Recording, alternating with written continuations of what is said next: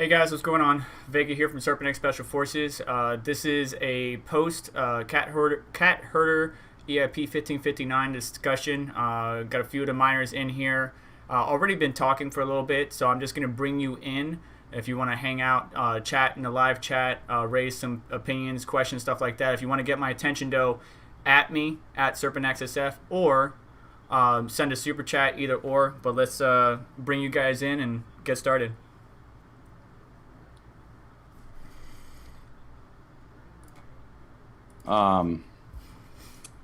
But yeah, I mean, we'll let a few people get in there. But yeah, to that point, I think if one pool does it, all of them will end up doing it, because once one starts doing that post 1559, like, and the message gets out that, hey, Mastermind's doing all the MEV stuff for us, and every block that they win is going to ensure that it's extracting, everybody will go to that pool. So it's going to be like fair market competition. They'll drive every pool to figure it out. But so here's my question. If multiple pools are doing it, doesn't it just become a competition to, like, isn't there only a certain amount of that you'll be able to extract, right? But it's per transaction. It's per block, right? So everybody's fighting over blocks. So it's just, if everybody has it set up, whatever blocks they win, they're just going to extract the right amount, right? Got it. Okay. You know what I mean? So like, if one pool keeps winning blocks and they're not doing it, then they're just leaving money on the table for everybody. Right. So it's going to be a one in everybody, and the first one to do it's probably going to get most of the hash power right away. All right, I am live. I'm seeing people talk in chat. I'll kind of open it up real quick. Welcome everybody. We might get a few more stragglers come in here late. I know iMineblocks, maybe Panda, I think, said that they would try to end up. I think they're going to watch it, but it's one of those things that, since you have the Zoom link, and if the conversation is engaging enough, I mean, don't be surprised if people drop in. And any of the Ethereum folks that were on today's call too, definitely ping me. I'm watching on another screen here, both chat and on the Twitter feed. Ping me directly. My DMs are open. If you're a part of that call today and you wanted to jump in to clarify something, if we're misrepresenting it, I want to make sure that you guys have a voice also. We'll repeat that a couple times throughout the message, and then we'll share that in a DM to you, for you can get on and clarify something if we're misrepresenting it. But a lot of this is going to be just the rehash of what happened today. And I'm going to really open the floor up to you guys, because I was there and I know it happened. I know what I was saying. I want to see your guys' reaction, what you guys have questions. I know some of you guys have several questions, and just really open the floor up to you guys. And let us kind of self-manage it.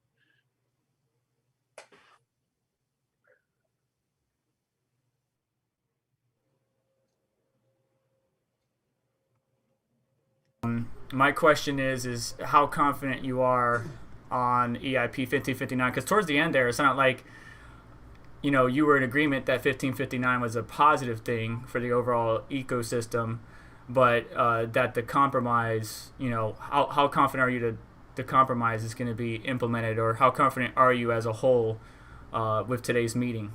Ethereum, unfortunately, where it takes like years to implement stuff, but if they would have spent a little more time focusing on like L2 DeFi transaction states, like roll-ups, things that would allow people to have some other opportunity costs there. Now, knowing what we know now, I mean, I guess it's one of those things where I'm if they would have went all transactions on DeFi and we would have never seen that money, we wouldn't have known what we're missing. Now that we're where we're at, it's either a slash and burn, or is there an option where there's hardly any transaction fees and the user experience is better? I would have more liked to have seen, if those were two roads that we had to deal with, I would have rather said, you know, you don't need to burn it. Like, having a good user experience would be paramount. But I think that walking into that meeting pretty close to just the opening, I knew that it was like, okay, that mind is already made up. So now what's the discussion today? I didn't want to belabor on a point that was just wasting everybody's time and nobody wanted to hear in that room. And I wanted to focus really on what the more existential risk is in those scenarios. And the folks that were able to get into the mining scenario, which isn't perfect, but there is a real existential issue if you have a descending price and high transaction volumes, because we're going to hit a wall in, like, let's say July, that it could be 6 ETH per block at that point in time. There are a lot of transactions because transactions are going to be cheaper. That was one point that I didn't really talk to, is that it's okay if ETH drops down to 300 and more people are using DeFi, like our yields would be very high. You could have a 6 to 10 ETH block reward, like the transaction being 8 of that if the prices are 300. At 1800, it gets real expensive. But if you're looking at $80 prices, $90 prices for ETH because ETH's price came down and there's still a lot of activity on DeFi, and we're sitting in June or July and now they slash those prices, we're going to go from like an 8 block reward down to 2 with low prices. You're going to have 700 terahash possibly drop all the way down to like 185 terahash. And that's the part that I'm talking, that I wanted to make sure that I was making the point on. I don't think it articulated as well, because even right now I've just used like 2 minutes explaining that, and we just didn't have that time there to explain that. But that's really kind of where my mind was at, but I couldn't get it out there in that time. So I wanted to start with 2 things, if you guys don't mind, because I know these questions are happening all the time, and that's a timeline of when these types of things are happening. And I wanted to get a confirmation from you, Bits, on this. One would be, we're looking at EIP-1559 starting in July, thereabouts. Is that correct? Yeah, so London is the hard fork. They have to, that's like a hard date. I think it was originally targeted for June. I think Tim today said the call next week, they're going to kind of more talk towards like July, but it has to happen no matter what. Not EIP-1559, but they have to have a hard fork because the Ice Age, because the Ice Age will just essentially freeze everything, because difficulty's not to let everybody know that's watching. If Ice Age kicks off, it decouples the mining hash rate and the difficulty from the network, where now it's predicated on this artificial number that just inflates the difficulty, not pegged to the hash rate, which means the net of it is 15-second block times go up to like maybe 30 seconds. So if you're waiting for transactions and stuff, it's just bad news. They don't want to do that. They've already felt that a couple of times now in Ethereum. So they have to hard fork in July. It's just, is EIP-1559 going to be included or not? Got it. And then there was one more thing, and that was the timeline on ETH 2.0, which I felt like we got a little bit of an answer on, which was a couple of years. Basically, in a couple of years, that gap will be 0. Quote from AFTAB, or sorry, I probably mispronounced that, but I was trying to copy it down off of the Zoom call. So are we looking at a couple of years for ETH 2.0? I mean, I think right now their current schedule, the most aggressive they could go, and I know Vitalix came out a couple times and said, well, worst case, if we have an attack vector, we'll just, fork early. I mean, those are cool words, but I don't think they actually have the implementation plan. It's kind of like having the known full state. You already have a chain stood up, but they have no way right now, at least written out. It's probably in a couple people's heads, and that's the way a lot of engineering works in software development, but it hasn't really went through its iterations to figure it out on paper of how, and then the coordination that's going to be required with regards to how they're going to handle, change of state of contracts. This is stuff that I've asked for a long time. Like, what's your guys' implementation plan? It's not that I don't have confidence that you'll get to it. It's just literally like I still haven't figured out how they're going to stop things in flight. I know how I would do it from like building a data center and being part of several large migrations. I understand that kind of there's different ways to do it. There's, flipping a switch. There's sunsetting certain processes where you have kind of a hybrid model. I mean, there's different ways for them to implement. I've been curious of how they're going to do that. I think based on their current scheduling, and yes, there are 2 separate independent teams, but those things come crashing together. I can't imagine it happening any earlier than a year from right now. And I bet I'm figuring their best case is kind of a hybrid model in between that year and that second year, with that second year being, and unless something completely changes on their current cadence. Yeah, but I just wanted to make sure we got those 2 out of the way right off the bat, because that's what I was able to extrapolate timeline-wise out of there. And then finally, and this is going to be a point of contention for a lot of people, but I felt like they were more talking down to miners than anything else in the call. Oh yeah. So seconded. My biggest issues. I have quotes here through all of them, and I don't know how much of it that I want to bring up. But did you at any time feel like that kind of political issue going on more than actually addressing the issue? Because I didn't hear anybody actually fully explain or address your concerns. Yeah, I mean, I think part of it was there's a couple elements to it. I think there's an opinion, a formed opinion of just mining in general, and it could be from a whole bunch of different angles of they've seen what's happened to other networks and the pain. And mind you, like the Ethereum Classic and Ethereum communities, I mean, why they split, they still know each other. I mean, they all worked on stuff by and large together at one point, and I think they feel the pain, the direct messaging problem with each other of what's happened when a network gets attacked, and the miners have kind of a 4-letter word to some of them, and I think that was coming out with some of it, like, hey, we only care about holders, investors, and the app development community and the value proposition folks. Mining is just something that just occurs. It's again, that second-class citizen kind of, you're looking down on that thing. And there seemed to be a sentiment that we don't use DeFi or anything along those lines. Like, where is that coming from? Matt, I'm gonna push back on that. Our last group call, when I mentioned that, you pushed back pretty hard and said that you intend to mine and sell, and then immediately followed up with a video that is your plan for right now. I do. That is my plan. But I also have tutorials on using DeFi. Right. I was pushing it, and I've been going over it, and I'm not ignoring that as being a valid form. And I've even mentioned in those videos that currently Ethereum offers the most amount of valid projects on the blockchain. Totally. I'm just gonna say that on the same call today with the Cat Herders. Yeah, I kind of picked up that sentiment as well. And towards the end, they didn't even hide it. Like, they weren't even clever about it. They straight up said, yeah, we're stakeholders and we pay you guys for security. They try to turn miners into like guns for hire, essentially. So I heard that too. They're minimalizing what security really is. They're like, they want cheap security. It's like cheap work ain't good and good work ain't cheap. Yeah. Chris from FlexPool mentioned that, but I don't want to interrupt Blind Run. Was there a question in that you wanted to elaborate on?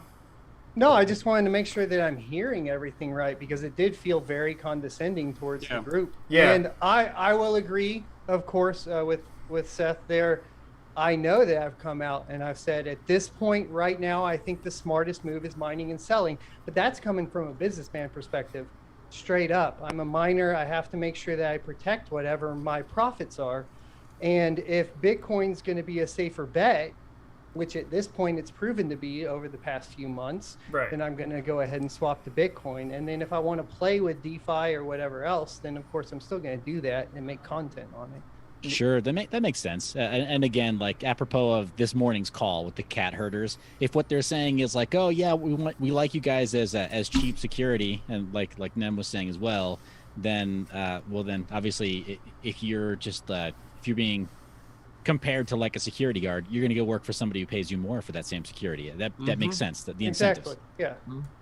And I think it's important to realize that some of the participants on that call are actively paid to advocate for 1559, to refute claims that they don't feel have merit. They're actively paid to do that job. And I'm not saying that's even a bad thing, but when you compare that to the miner position, which is largely, hey, this affects our livelihood, or this affects something that we're intimately involved in, you're going to come at it from two very different perspectives.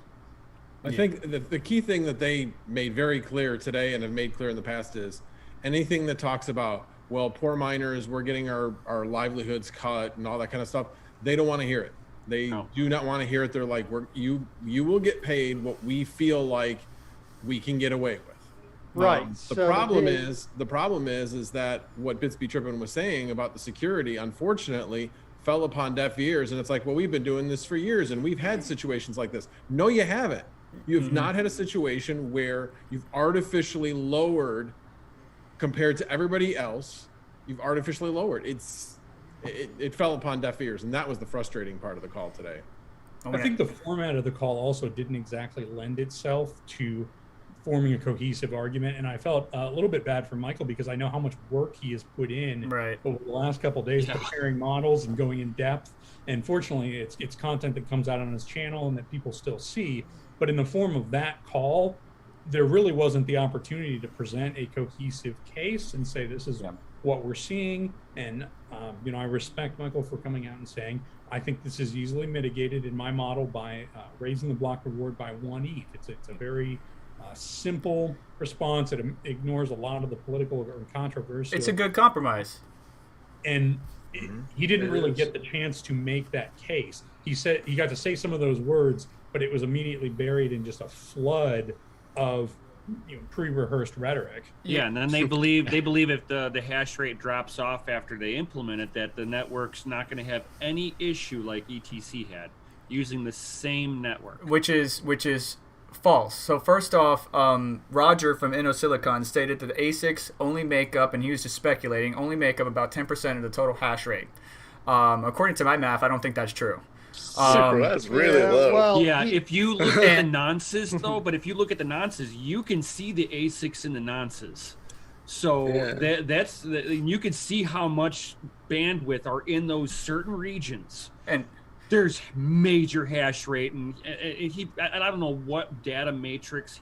Like he was just going up. Hey, are you using an ASIC or a GPU? He's not doing that. Well, he might have been going on their internal sales as InnoSilicon being for himself. It's like what he thinks he's the whole market though. Yeah, I mean, I was taking his comment as because I went back and listened to it a couple times after, and he said it in a frame of that his awareness with InnoSilicon and I guess the partners that they know of, that it's 10%. But I mean, there could be other commissioned things that we don't know.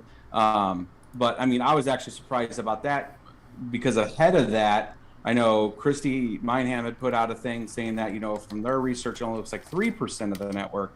So, I mean, indirectly kind of invalidated that perspective.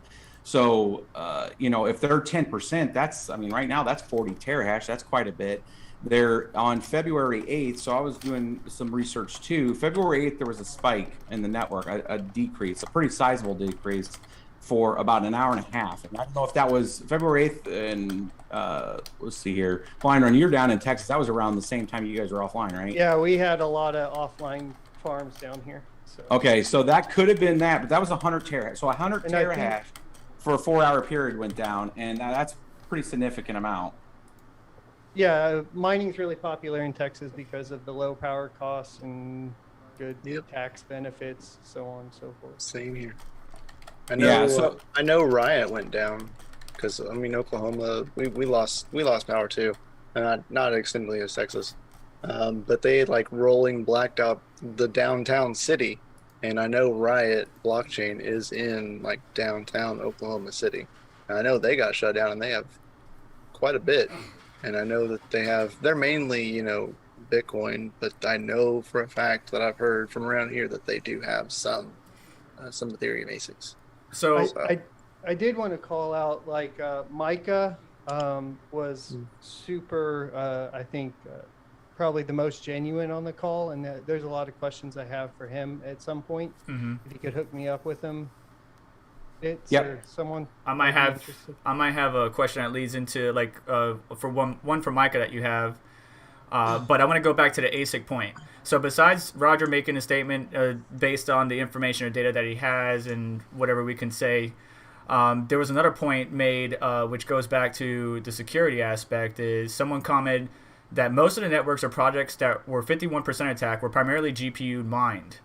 And you've pushed back on that, Michael. You want to elaborate on that? Well, yeah, so it was not just kind of open statement. It was very direct because of saying that there was never a network that had ASICs on it attacked. And that's incorrect. Verge has been attacked. There's been a few out there. And when you have something that's like Merge Mine, like Verge, where you have 5 different algorithms where ASICs, FPGAs, and GPUs can mine that network. Right there, you already have the instance where you had an ASIC hardened network. But I try to dismiss it in a whole other way, just because it all comes back down to the incentives. So even if the incentives are aligned to go long on the current or the algorithm type, there's certain circumstances where, like, if the bidding for that hash power exceeds a certain point, it doesn't matter about the mining operators, the people like us, like the investors are going to call like, hey, I heard the brokerage is paying 2 times value. Why are you not bringing that value to us? And you get this other dynamic, like in any business. And, because, we don't know why they would be going long like that, but you can get into a situation where it's not about the, if a large farm's not going to go to a brokerage or not and sell their hash rate. It's purely at the economics of it. And if somebody puts a large enough juicy buy order out there, there is a chance that they could pivot it. It's agnostic that's an ASIC or not. It's just pure, do you have hash power or not? And then lo and behold, they could use it nefariously. That was my main point to it, is that it's not a fully on factual statement, because I know for the folks that have E3s that had put them on nice hash, right? That their E3s were mining to nice hash because they were getting a better yield there. Yep.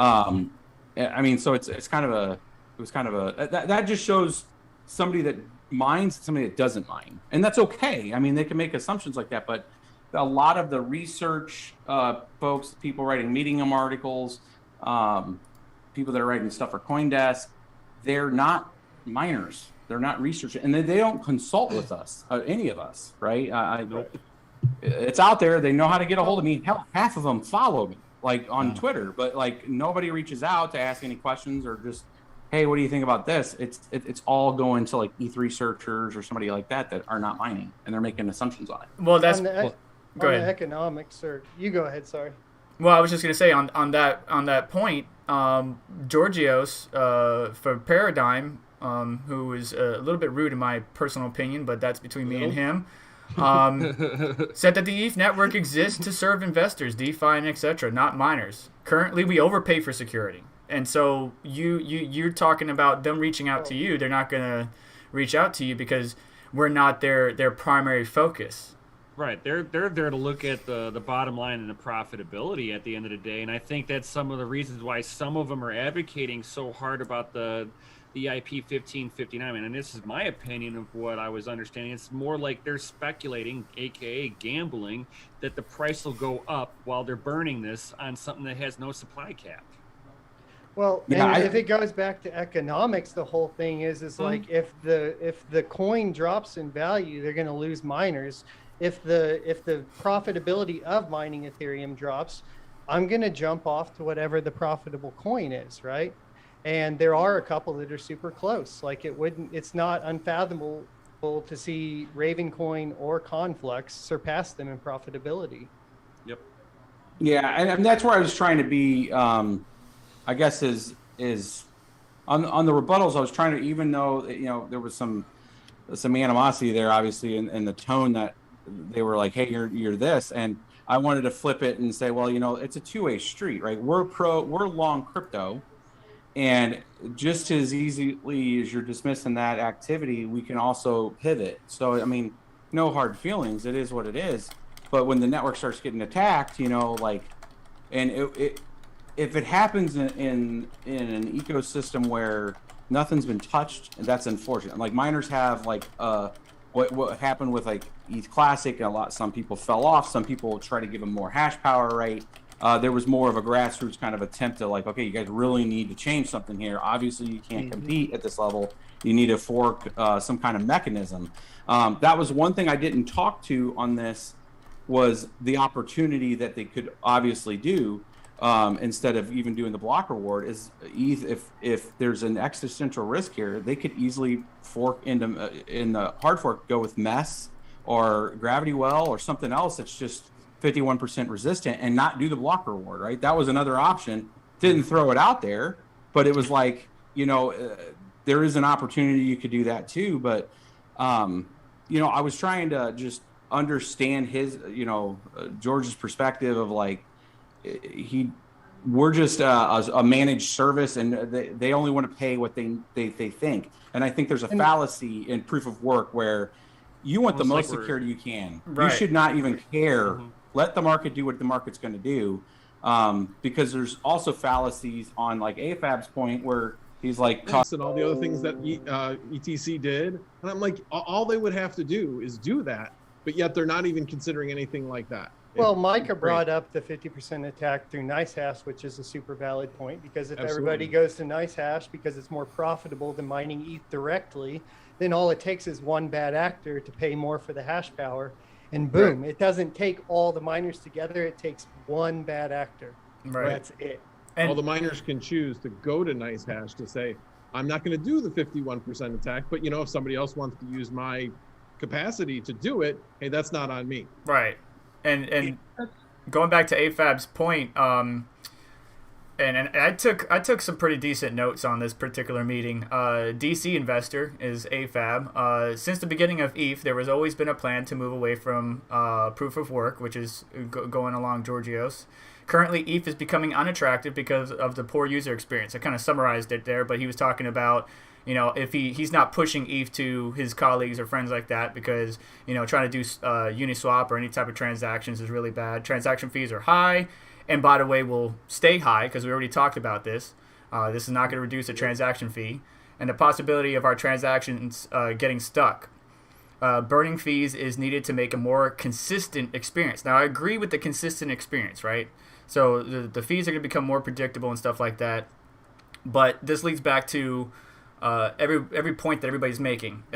You counter these points from a mining perspective, and you just get, well, we want to focus on what the investors, the DeFi space, and what those people, the people that I guess make us most of our money, are focused on, not what the miners are focused on. Even though, our security, let's put it that way, our security is like, I don't even know what's a good security company nowadays. I don't even know what's a good security company, but it's a good security company. ADT is probably like the only one really. All right, so we're ADT, and they want to go with SolarWinds. They want to go with SolarWinds or something. There you go. Don't say that. That's a bad example. No, I said not SolarWinds. It's a bad. I was gonna say Blackwater still exists too, but I wasn't sure what kind of security you were talking about. Well, that just any analogy you want to throw in there. So the point is that we're offering a better type of security. We just ask for a little bit of compromise, right? We'll take a hit as far as the profitability, but compromise with us, and they're just like, well, we just want to pay the cheapest that we can for security, and just so that way we could stuff our pockets or increase our holdings. Now, Son of a Tech mentioned Micah, and I had a question about that, so I'm not sure if this fills in as Son of a Tech, but who was it? I forgot who he interrupted. Talking about miners don't attract value, or somebody interrupted him. I think miners don't attract value. It was what Chon. It was Chon that interrupted him. Yeah, and so that's when he called. That's when he called that miners aren't worth anything. Yeah, so which I found very strange as a pool owner. He said that, like, you run a pool, you don't like miners. You lost me. Yeah, you got to see where his he's got more in the way of assets, and as well as he is heavily in staking. So yeah, Dave, I think hit the nail on the head earlier when he said there were some parties present on the call who have a financial incentive. Like you can't convince a man of your argument if he's paid not to understand. So right. If I can paid jump back not real to quick learn. also. Yeah, but jump back real quick. Vega, you took phenomenal notes there, by the way. Going that full quote for AFAB from earlier on. Really briefly to address that before pivoting into additional content. When he started his argument talking about the roadmap for ETH, I think it's probably fair for us to acknowledge that he does have a valid point in the start, in that, I mean, as early as the ICO, man, when you were buying ETH with Bitcoin, proof of stake was on the roadmap. It was a promise to people who bought the ICO before mainnet happened. So he's not wrong in bringing that up. It's just everything that comes after that, where it's like, I mean, if you ignore the current, absolute state of the network, then yeah, it's a foolish argument. But there has to be some kind of a looking forward to when proof of stake is going to happen. And what I kept hearing from him between the lines, I love that also Dave mentioned this, that there's some very carefully rehearsed rhetoric that they use. Do you guys notice how many times they use the word stakeholder? Yeah. Like stakeholder. Yeah. Our stakeholders, stake. Like they dropped that word so many times to just sort of like reinforce the point that they're in their minds, they're already done with mining. They're already like in their minds, it's already proof of stake. Just because staking exists on like it's the only feature on 2.0 right now.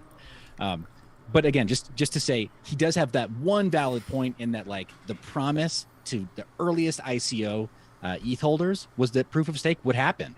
We're actually, I think, Bits can probably speak to this more authoritatively. We're probably a little past due on that, on them delivering that promise. Yeah, it was supposed to be August of 2017 was the original date. And it came out, you know, ETH did its pre-mine, I believe, like in May of 15, and then we went live in September, like 15th of 2015. And I finally got a miner running by October of 2015. But yeah, I mean, the point was that we were going to have 2 full years of proof of work mining, and then it would pitch over to proof of stake. And then when we knew that was slipping in 2017, a lot of the videos then was, you know, hey, we're going to get another solid year. And this is a good thing. We don't know what's going to happen with Ice Age because, again, it was their first time. But yeah, it's been getting kicked down. This would be the 4th time they've moved Ice Age. I think 4th, maybe 5th time that they've moved Ice Age. And, you know, Ice Age originally was there to wean us off, right? It was a poison pill in the network because the original thought of the transition was they were gonna transition this new, they were gonna force the nodes and force the pools off to move people over. So then they were going to saturate the network with so much difficulty that it just made sense not to mine, and you would stop mining the chain because you would just never get any reward. So that's the point of Ice Age. Now they're looking at like, okay, we got to kick Ice Age down they'll move it again another year. And they're talking about still leaving it in there, even though the transition plan still isn't written. That was the last dev call, was talking to the steps that they were going to try to get written down, at least from like when you're going through like a proposal setup, you kind of go through a pink, a red, a gold and white draft, right? They're not even at the pink outline yet of all of the steps from the transition standpoint. That was what was asked for at the last dev call. So they're going to start hopefully getting some of that together. I don't know if they're going to do that in an EIP or what, but we'll get to understand more of what that transition process is going to look like. And then I think that'll allow us to forecast when that'll actually occur. And are they going to use Ice Age to force everybody off, including ASICs? I had one more big question. And that was, Giorgio said that the fee revenue drop off was not near, or was much lower than we think. But he didn't provide any numbers or statistics or data to back that up. And I know you've done a lot of models surrounding this drop. What do you think the validity to that statement is specifically? And if there is validity to it, do you have any data to back that up? Are you talking with the MEV fees or the... No, this was when we were talking about the 30 to 40% or whatever drop in profitability after the implementation of 1559. Yeah. You specifically said that is not. Yeah. Before you answer that, Carter, Asus stated in the meeting that alongside of what Blind Run was talking about is that the projected profit hit would only be 20 to 30%. And I just wanted to hear your numbers again. Compared to his numbers. Again, no data was provided or information on why he projected 20 to 30%, but just to add to that. Yeah, so I think because they were doing the research on the MEV, so I think they've already done some research on figuring out how much, and they're doing about that 7.5% month-over-month growth. I think they think it's going to hit like 550 to 600 terahash. I think it's going to couple in November. It's averaging at around 3.1. That's where I'm getting the +1 block reward. Is that if you take the totality of that time, it was only averaged out to 3, even though we had some spikes. Right now, it's actually averaging almost 4 since like the end of December to current. It's averaged almost 4 ETH full. But so the numbers I looked at was various dimensions. If we have a price that's ascending up at a current rate, where at the end it'll end like in August at like $3,000, and we'll have the same amount of block reward or a slow increase. Then there's ones that have low block rewards, which just pretty much get it all the way back down to normal 2.1 block reward, but like $4,000 price. Then I have some that show $10,000 price with, 10 ETH rewards per block, right? I mean, that would be like, I can't fathom. The math on that looks silly. But like, then there's extremely low price and low volume, which then kind of slowly sets it down. So bottom line, as I was showing these different models to figure, if you just at one time during a hard fork just take that away, what happens to us? So 3 of the 10 of those models put us in a weird predicament where hash rate goes up because the yield is high and maybe the price is flat or the price is low, but the yield's gotten so high because it's been cheaper to transact because ETH's cheaper. And now most of our mining rewards are coming from the transaction fees. So then if you go off and you shut that off in June, and let's say transaction average block reward is 10, and now you're going to snap that down to 2, and let's say Ethereum's at $300, you're going to take 70% of that network right off in one click, right? And then I'm looking at 700 terahash, and it drops to 185 terahash. You have an existential threat on being 51% attacked. Yeah. And these guys aren't looking at it like they're looking at it much simpler than that. They're looking at where it is today, and it's at 4 right now. And if they remove everything, it's 50%. But then they're saying, well, we know we're going to lose a certain amount of hash rate. And the estimate that they've thrown out there has been 25%. I think that's really where they're getting to the 20 to 30% loss of hash rate, is they're assuming that there's a certain amount of hash rate that comes off the network just as a result of this. Well, they got to know something that we don't know, because I mean, Roger from InnoSilicon said that there is the A11 already out, or does anybody know that ASIC, the A11, or am I saying that wrong? I mean, it's out. It's out like privately. It's out privately, and they're continuing to make more. So let's just say that okay, they don't care about the regular GPU miners because that InnoSilicon is already got some private, they got some private information showing that their ASICs are going to be online, or will be able to make up the hash rate for the GPU miners that take off or leave the network hash.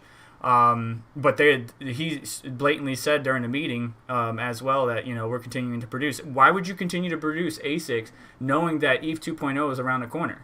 Like, that doesn't make any sense to me. So there's got to be some bits of information privately that we're unaware of. Couple years. Well, he's basing it on the couple years, yeah. So he's basing it on the current. To tape all those out, right? They were taping those out and in production 7 months ago, 8 months ago. So they're just now coming to fruition. They probably still have another couple batches coming from production. They do have at least 110 of them right now on Crazy Pool. I shared that link, I think, a while back, but there's about 110 of the A11s and Phoenixes out on Crazy Pool right now, pushing anywhere from 2.1 to 3.0 gigahash. They have them labeled. There's 110 of them on one address. So they have at least a one batch, but when you even sum that up, that's like that's not even a terahash. So when he starts talking 10%, they've had a few cycles, right? I think he kind of let something out. He let the cat out of the bag a little on volume, because we could start to calculate how many. If he's talking 10%, and let's say even 80% of that was on silicon, we could start doing some backwards math to figure out how many that they've had, how many batches they've had privately and on the network. But yeah, so it really comes down to, if they start, what I'm going to be watching from their side is if they start taking another batch orders in May and June for like November, because now if we're well on our way towards POS, then those folks are in a situation. The only reason why I think they would do that is if we get to June, July, and they do get through with EIP 1559, they do not do a block reward increase. So now it squashes the participant ability, and now they can capture at an efficiency rate more people. So they're going to run a couple more batches, because they're going to just run their numbers guy and say, hey, look, the pool is collapsed. We're the most efficient. Give us more money to produce more. And even if they go a year from now, people are going to ROI, so we're not going to get sued. They could do a whole other round of batches with them. And now ETH is going to be probably pretty substantially ASIC. But yeah, I mean, I don't think there's The other thing on the ASIC side, and one is the ASIC manufacturer has no incentive to tell the truth. I'm not saying that Roger was lying, but I'm saying he has no incentive to give us a correct number for what percentage they are of the network. Because things like N-once analysis and everything else, they can only show you that an ASIC is there if there's a fingerprint. They cannot prove that ASICs aren't there, because it's entirely possible to mask all those signatures. No guarantee they are or aren't, et cetera. The other thing is that an ASIC batch, it is not cost effective to build a batch of only 110 ASIC miners. There's a minimum viable for an ASIC like an ETH ASIC. It's very expensive to build. You've got a lot of complicated memory interfaces and other things. You have to have a very high volume of those to even justify the investment. So the idea that they're only going to build 110 or 3 or 4 batches of 110, yeah, that's just doesn't make any economic sense. You're talking minimum thousands of units, minimum, say 10 terahash. I think I'm just throwing that from the cuff, but as a minimum amount of those A11s that they would have to make to even make sense. Yeah, I mean the taping out process of that is right now to even do it is close to $100 million. I mean, just if you have a design and you already have done a lot of the R&D stuff, just to get it done and get in the queue and pay priority and then try to work the supply chain side there, that's a lot of R&D to even do. It's just like, I mean, I know we're all waiting for, if AMD is going to release their next series. Are they going to go with HBM2? They're going to have something that's going to counter the HX. I don't know what it is. I'm hoping that they ended up doing, something that's a specific design. But I mean, if it ends up coming out and it's just a rebadged 5700, they saved on the R&D cost because it's exceptionally expensive to do this stuff. So yeah, I agree with you totally, David, that their numbers, they're not going to come right out and tell us. The fact that he gave us a forecast of even 10% is interesting to me. It is. Can I ask also, so with David and with Carter, I think it was Roger also, and pardon, I got a poor memory here. I think Vega had a better idea, right? Dell Pencil. I try to rely on a sharp mind, but I'm trying to remember exactly who it was that mentioned specifically, yeah, we may well put GPU cores into some of our products. And my first thought was of the fake SIC models like the Antminer G2. I've got one just right over here next to the desk. Do you guys have any insight into that right now? Carter, you just mentioned, I mean, if they did do a run of air quotes fake SICs that were based on the 5700, I mean, that should play in this market, shouldn't it?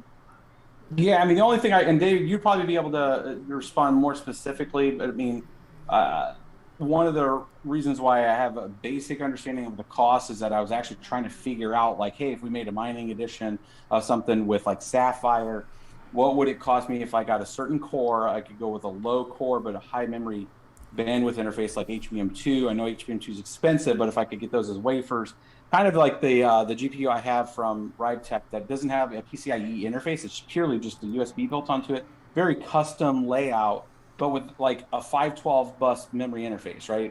Like if I'm doing DDR6, to where, that's what killed AMD's on RDNA 2 for many of the mining right now is they went with 256 bus interface. Mm-hmm. On the RX, on the RTX series, they went with 320 and 384. That's why we're seeing 112 hash rates on, the 3090s and, 100 on the 3080. That for whatever reason, they collapsed that bus range, and maybe it was because they didn't want to try to sell those to miners and they knew that would be a thing. But like, you could go with a cheaper core, high memory bit interface, and then just buy RX 470s that have HBM2, right? And then just do it that's 4096 bus. And now we'd have 120 mega hash, low core already, a more truly custom mining card, and pay $500 a piece. But they're going to be putting out doing the rough order math there. It's like 156 mega hash per card, right? At like 135 watts, right? So I want that. Make that. Yeah. I'm sold. I'm sold. Sign me up. Take my wallet. Yeah. Right. So it was mentioned in the call, and I guess that's kind of what I'm hoping. I think it was Wang Chung. Wasn't there 2 ASIC individuals in that meeting, or no? No, that sounds right. One ASIC and pool, and then F2 pool, which was the other individual. Yeah. And then there was Chris from Yeah, Flexible. the InnoSilicon guy. I mean, him just kind of flaunting that he was going to be using the VGA core. It's kind of an interesting approach, considering they need something that'll communicate with the memory faster so that they can get the hash rate up. Because I mean, like right now, they're just using high performance SoC chips.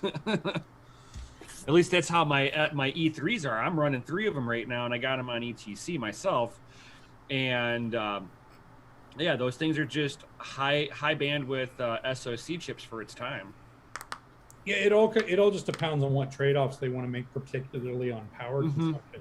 But InnoSilicon owns IP in the sense of intellectual property for generic GPU cores, so things that could run the equivalent to CUDA or equivalent to OpenCL, right? And interface with memory bandwidth. So they're not talking about grabbing some AMD cores or grabbing some Nvidia. They're talking about building that IP into a custom chip so that it's fully programmable and it can interface with the memory.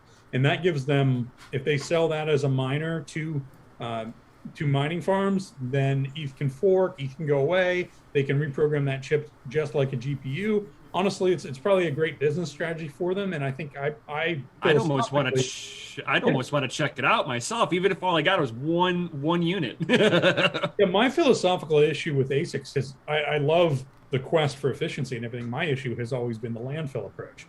So if you make something that is reprogrammable and is flexible and can be applied to other purposes, I'm a lot more of a supporter of it. It still hurts because your costs are so much lower than a GPU. But the other point would be those devices are going to have worse power efficiency. If you do a dedicated piece of silicon, your power efficiency is always going to be better than programmable, typically at least an order of magnitude. So, So I wanted to wrap us back around to the topic at hand a little bit and try to get a summary. So adjustments that we can make on pricing profitability would be 20 to 30% based on if pools implement the ability for miner extracted value from DeFi. Is that correct? Or MEV from DeFi? It's a broad stroke statement. The 20-30% I meant to comment on, it really depends on what window of time you decide to look at in current fees. And then it really depends on whether they think hash rate drops off gradually or sharply. I was doing some research on this over the last couple of days. My research showed that it's less of a gradual drop off of hash rate as profitability goes down. It's more that there are sharp inflection points at which hash rate drops off sharply or stops ramping up. So I'm not sure that the idea that the hash rate is going to go down, thus profitability is going to go up because block transaction fees are removed applies until the total reward in US dollars goes below those critical function points. So that all comes down to the timing of when 1559 drops and what the price is. There's so many factors in that. But yeah, you can say optimistically, it shouldn't be a drop in half once everything shakes out. I would roughly agree with that. But you're already going to be at pretty low values at that point. It gets you close enough to miners that are worried about keeping their profits jumping to another coin, right? Yeah, I mean, what if you go to the flip side of that and go, okay, let's say they push off the Ice Age event coming up in July, go that back 1 year. Instead of doing London hard fork, they just implement 1559. And then right at the same time, all of a sudden you have another DeFi boom cycle, and they integrate the tipping into it. And now you're getting now the DeFi market's tipping to force their transactions through faster than everybody else, and the user's still getting charged a network fee, even though let's say it's predictable, and they're saying, let's say, throwing numbers out there on a high volume day, 20%. So you're getting hit with 20% plus the tips, or your but it'll be more clear. The Right. UI will display that. It'll be more clear, my dude. You will know you're getting raped by network fees. Right. Instead of it being hidden. Yeah. Oh, the beep. That's perfect. That's good. So That was good timing. So, I just this question off of what Micah said, in the miner value statement. There is a lot more value that miners could get if they could get into MEV. What the heck? Can you guys enlighten me on that? So if I'm going to jump in and just say I agree with Brian, because your question, Vega, I think he started to address already, or with what Micah brought up in the call. And you figure with the DeFi folks, if you pay attention to a lot of the CT like degen folks who are like, who are doing 7-figure trades daily or working with 7 figures or in capital or dealing with leverage, some of these guys, as the rise of DeFi has become undeniable and on decentralized platforms like Uniswap, they've just kind of like just sort of gritted their teeth and dealt with the rising fees, because they're talking about, at the end of a good day, just making crazy profits. So for them, it's just a cost of doing business. Right. Like in a perfect world, if 1559 does go through, and their fees are just their fees are predictable, but then they want to pay the premium to be first to market or first to execute a trade, I actually do see that fitting the past behavior of some of these characters. So Right. we went to Universal, and we're paying extra to get the fast pass, is what you're telling me. Yeah, pretty much. So people are paying the fast pass, and we're collecting the tips off of that. Them paying the extra fee to get the fast pass to skip everybody. Yeah. Yes. Yeah. Okay. Yeah. So in addition And they're to being trying to paid security, marginalize that. They're saying that that's not going to happen. They're trying to marginalize that, saying, "Oh, it'll be there, but nobody's going to use it because they're already paying a predetermined fee." And I'm looking at the flip side of that, going, if DeFi goes through a boom cycle again, they're going to be paying it, and you're going to see it be worse with the tip. Like, are you talking about like boom cycles? So let's say Pancake, when that came out. Yeah, takes off. Yeah, and something like that. A new one takes off, just like whoop. Because it's the problem that Ethereum always has, and why the fees are always high, is that anything big on their network congests it, and then you're paying for the high congestion fee because that's supposed to quote unquote deter you from wanting to do a transaction right now. It's trying to get you to hold up. You're going to want to do your transaction a little bit later. We're experiencing higher than normal congestion.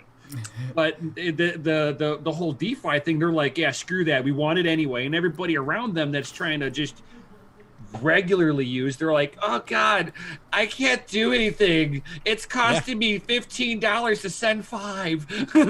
yeah. Whereas some of these traders, they like air quotes discovered Unis 4 figures in fees today. Do not give AF because I made 5. Right. So the regular. Go ahead. One of the other things that's pushing it too right now isn't just DeFi, it's the NFTs. So a lot of the traffic right now is a lot of the NFT traffic, and it's getting big dollars, and those are like one-time transaction purchases that are large, and they're paying $800 to extract or move that NFT right now, and that's another thing that's exacerbating the situation. Yeah. So that market also is inflated because of it. I think you look at some of those prices where it's like really like an NFT, like I mean the values. Yeah. So NFTs are massively overvalued.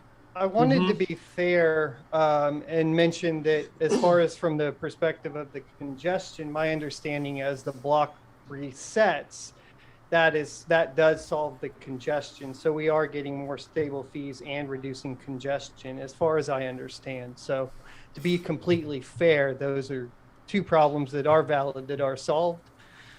Yeah, but they're solving that with bigger blocks.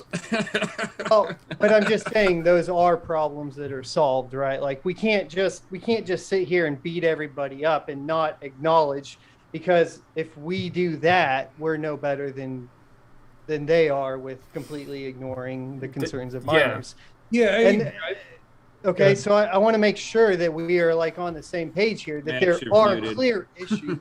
No, we agree. I 100% agree. Just when I did the 4K giveaway, much of my transactions got stuck and trying to send money to the winners, and then the winners couldn't even pull their funds out of that particular address or wallet because of the fees. The fees are more than the winnings. So there's a clear problem. EIP-1559 will solve that. I believe the thing here is, if we're willing to compromise, why can't you? And this reminds me of that picture, Right. that meme picture that everybody keeps putting up on Twitter, where it's a guy walking with his girl, and the guy's looking back at the new girl, right? So we're the girl next to the dude, right? We're walking this direction, and our dude's looking back at the new hotness. The new hotness is ETH 2.0 and EIP-1559, and we're the miners, and we're right, we're, but we're the about to thing- get ditched. But the Well, thing and that that- needs to be understood, though, is that compromise is a trigger word for them. They're like, Yeah. so basically, they see that as a bribe. So we need to pay a ransom to miners so that they will continue to secure our network. They have said that out front. So both Micah and Tim have been very good about giving us a roadmap.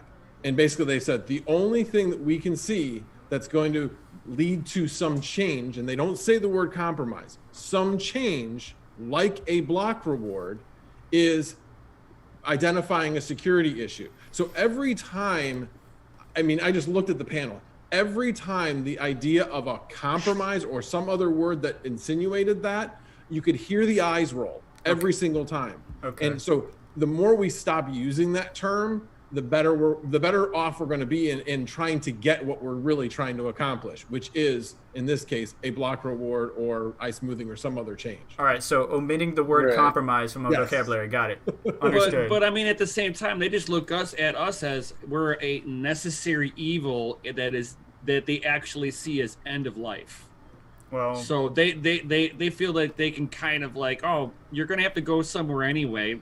Why do we care? well, they were planning on divorcing us the moment they got married. So, anyways, Yeah. So I had Crypto Z. He was talking about this a little bit in the Aeon pool earlier, and he was saying so about the EIP, 1559. He goes, so they are going to increase like the block size, whatever, and he goes, which will reduce transaction fees, coming to the DeFi, MEV, however you want to put that. I guess I missed part of the MEV, so I can't vouch for that on my end. But he's saying the defaults today put high bets in to include the transactions as soon as possible. The next block is mined. After EIP 1559, bots don't have to put that high bet due to the higher transactions capacities and blocks.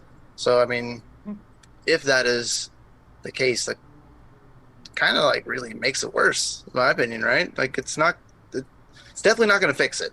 Like we've all established, it's not going to fix anything. But from what I'm being, like, it's going to get worse from what I'm saying. Like it's not going to get better. I don't see how any of this will get better. It's in not my like opinion. congestion. I've always thought this was pretty interesting, and there was a lot of really smart people that have done a lot of analysis on how those fees are going to react. But it's a very academic analysis, and the problem with academic analysis like that is if you forget about a factor, your simulation is only as good as the data you're using. And so in the back of my mind, the whole time I've looked at 1559, I said, why wouldn't these guys that have the exact perspective that Seth was saying earlier, I'm making so much money on this transaction, I just want to see it go through. Why wouldn't they continue to bid up high? And why wouldn't they continue to stuff the blocks? And there's actually a remote possibility that you could actually drive fees higher than they are now because you've got an enforced base fee. Correct. And if their mentality stayed the same, again, they've modeled this out, and they're pretty. How they feel like they don't need to pay for the security, right? So I really want to hit on that for a second, is that like if they're not going to pay for security, they don't care too much about security. What about all the smart contracts, right? Are they not valuable to them? Are they not worth securing? There's more than just. I try to think about this. It's more than just the miners on the ETH network. They have the stakeholders. They have people that are running smart contracts, people that are doing actual things on their platform. Does their security not matter? Do they not matter anymore? Is that kind of what I'm getting at? if security is not going to be a factor, like it's gonna affect them at some point. If we get 51% attacks over and over and over, double spend attacks, I mean, we haven't seen that really happen on a platform that holds smart contracts and has actually functioning, like big functioning projects and products on the platform. So, I mean, we're kind of uncharted, of course, like we're not going to know what's going to happen, but I don't see it being good if they don't seem to care, right?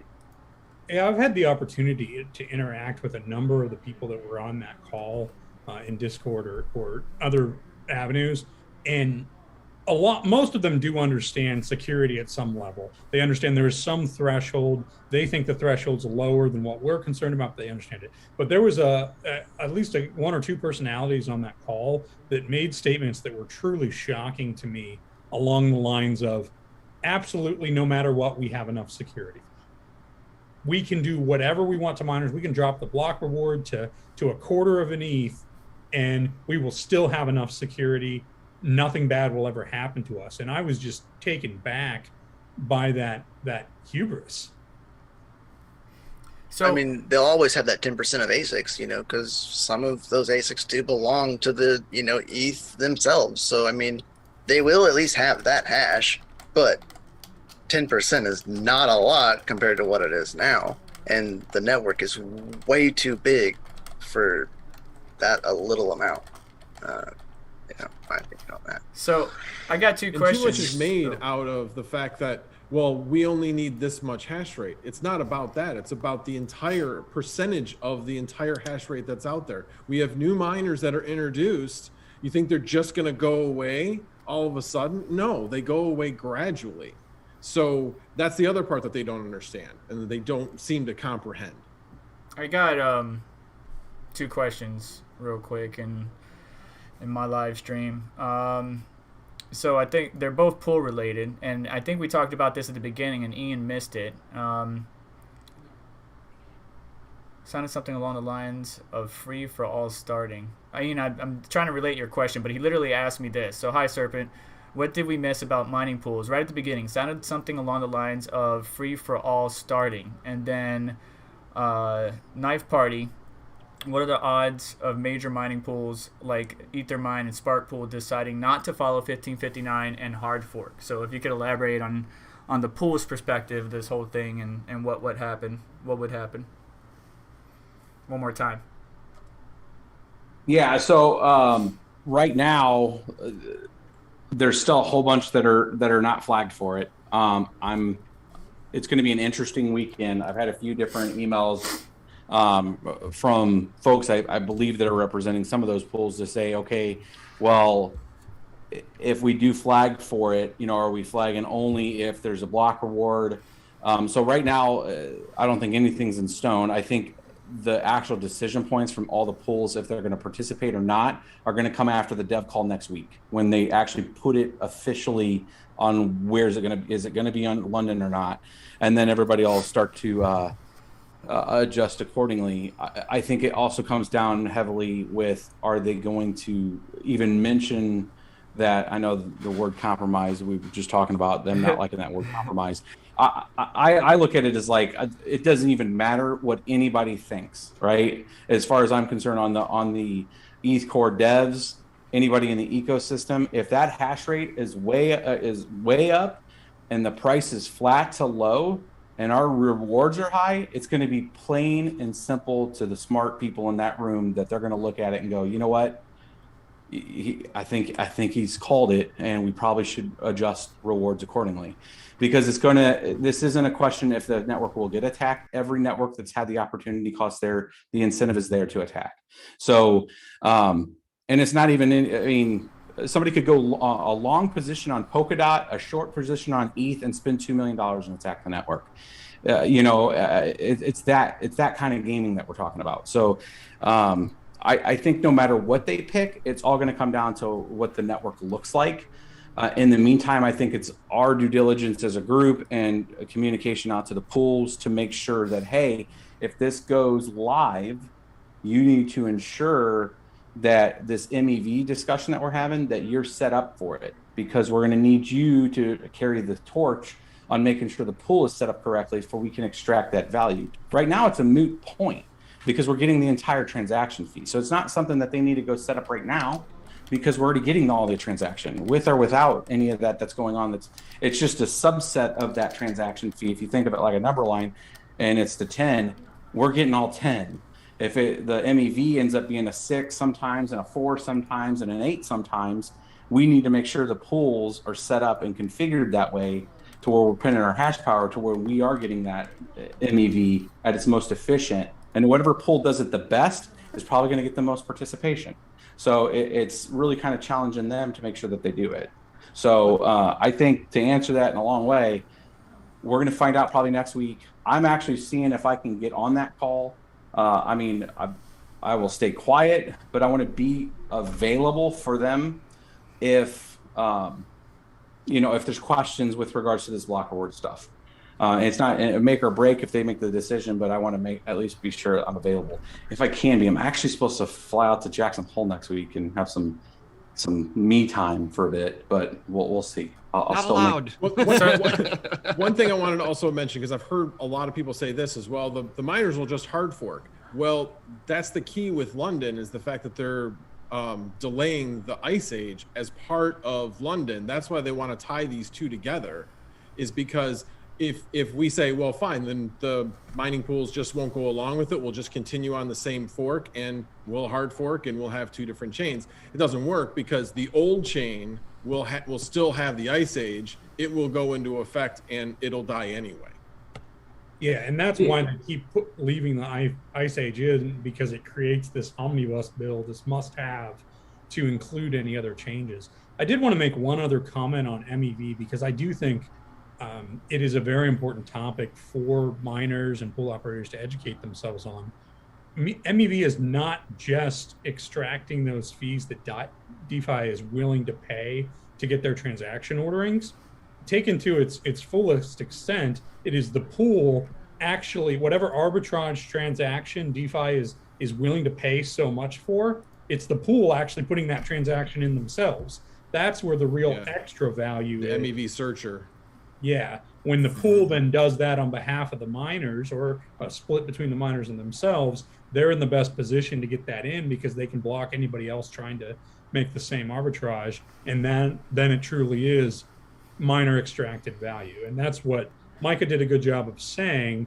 Miner extracted value just means it's value that miners, being the pools or whoever is the node that's mining, are in the best position to extract from the network. Okay, thank you for clarifying I wanted to ask one question as far as the MEV topic or whatever, because miner extracted value is kind of difficult to define, because as a whole, as a miner, all of the value that we're extracting, so there's additional value, correct? And then secondary to that, when we're talking about DeFi, can you give an example of that? And does that include specifically like layer 2 stuff where you're depositing into a DeFi application, or does that only apply to something along the lines of like Uniswap? Does that, maybe I don't have a quite full understanding. Can you, if anybody can clarify? This is getting into the realm where I can't claim to have done all the depth of research. What I understand is that most of that is essentially arbitrage opportunities between two price points on transactions. But that's as deep as I've gone on actually understanding the specific mechanics of it. And that's Uniswap for sure. This entire panel of miners really hasn't paid attention to that, where there's an entire other part of the Ethereum community that is talking about this every day, day and night, and understands it in and out. Yeah, I mean, I've had all of 6 hours researching it after that call, and essentially it does have to do with the arbitrage that's going on the network. But there's two components. There's like a block producer component of it, and then there's a component that has to do with some aggregation and the ordering. So there's like an ordering function as part of their responsibility, and it's extracting value on both of those. So where you can see and can order the transactions, you're trying to include those in the list. So like and we'll have some, I will try on the next call that we do, we'll have a representative on there because I think it'll be very beneficial for us to all learn too. But from what I've ascertained is the way we normally order sort is usually on transaction value from top to bottom. We will have essentially 3 things post EIP 1559 that we should order sort on, right? I mean, right now we get everything, so it's irrelevant. But when we go to do this, it'll be transactions, it'll be this MEV, I would call it a mix. And then there's the miner tip, right? The inclusion fee. There's also inclusion. I don't like that the fact that they're using inclusion because there's also an inclusion on orphans and they literally call that inclusion. So now it's going to be kind of a mix because there's like the orphan inclusion.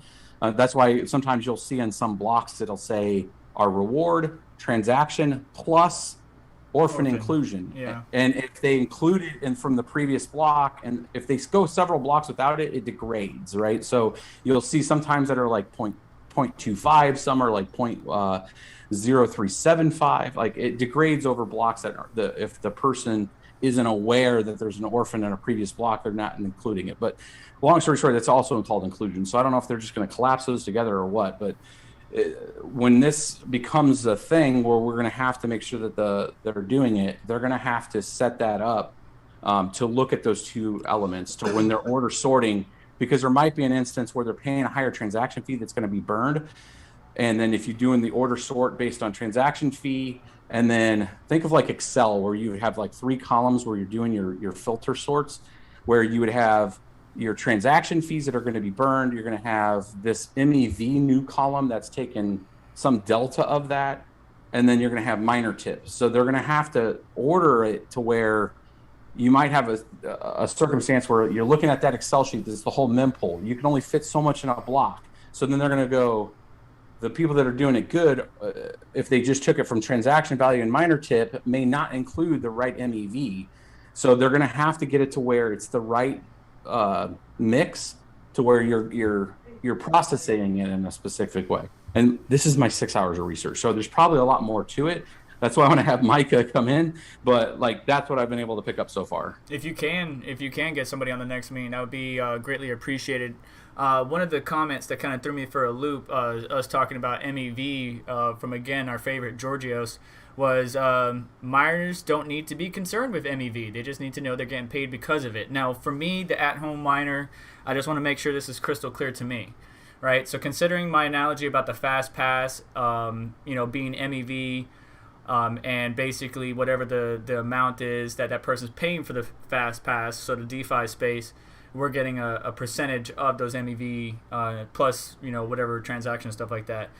My question is, what can we do as at-home miners to ensure, hey, Ethermine, hey, this pool, that pool, are you guys implemented? Are you guys set up to handle this correctly? Should we just get out there and voice and talk with our pool operators and see if they're preparing or getting set up for this before London? Yeah, I mean, I think there should be just like the Stop EIP and then the Pro EIP websites. I think of if it's one of them doing it, if it's we talked to Chris at FlexPool and they want to, since they're a pool operator, create, because I think they created the Stop EIP 1559 they did to talk. Let's set up something like that. See if they want to take the stewardship of doing it and capturing it, since they're going to be able to talk pool to pool language, and it might make sense for them to.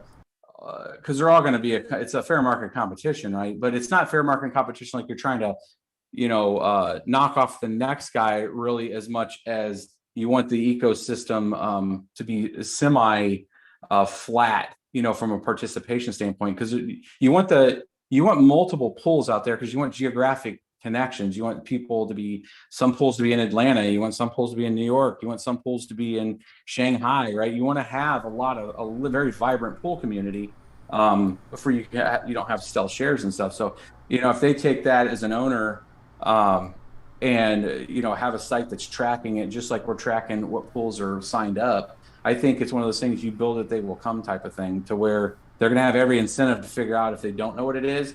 And we can kind of work with Micah and the group because I think it helps them on their position on 1559 anyways. The more we understand it, the more it helps, the transition to get those pools to maybe Prepare. flag for it, and now we have a path forward, and that'll help on that transition.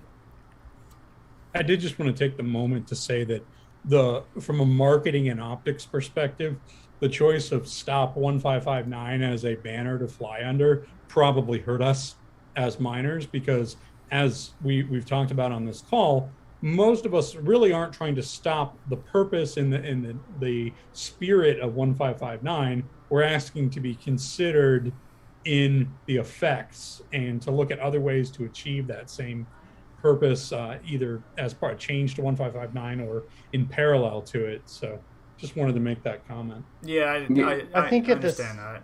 But I think at the same time, though, it's weird that they aren't taking it into account considering the amount of hash power that's been stated to go against it. So it's kind of odd that it's just being ignored.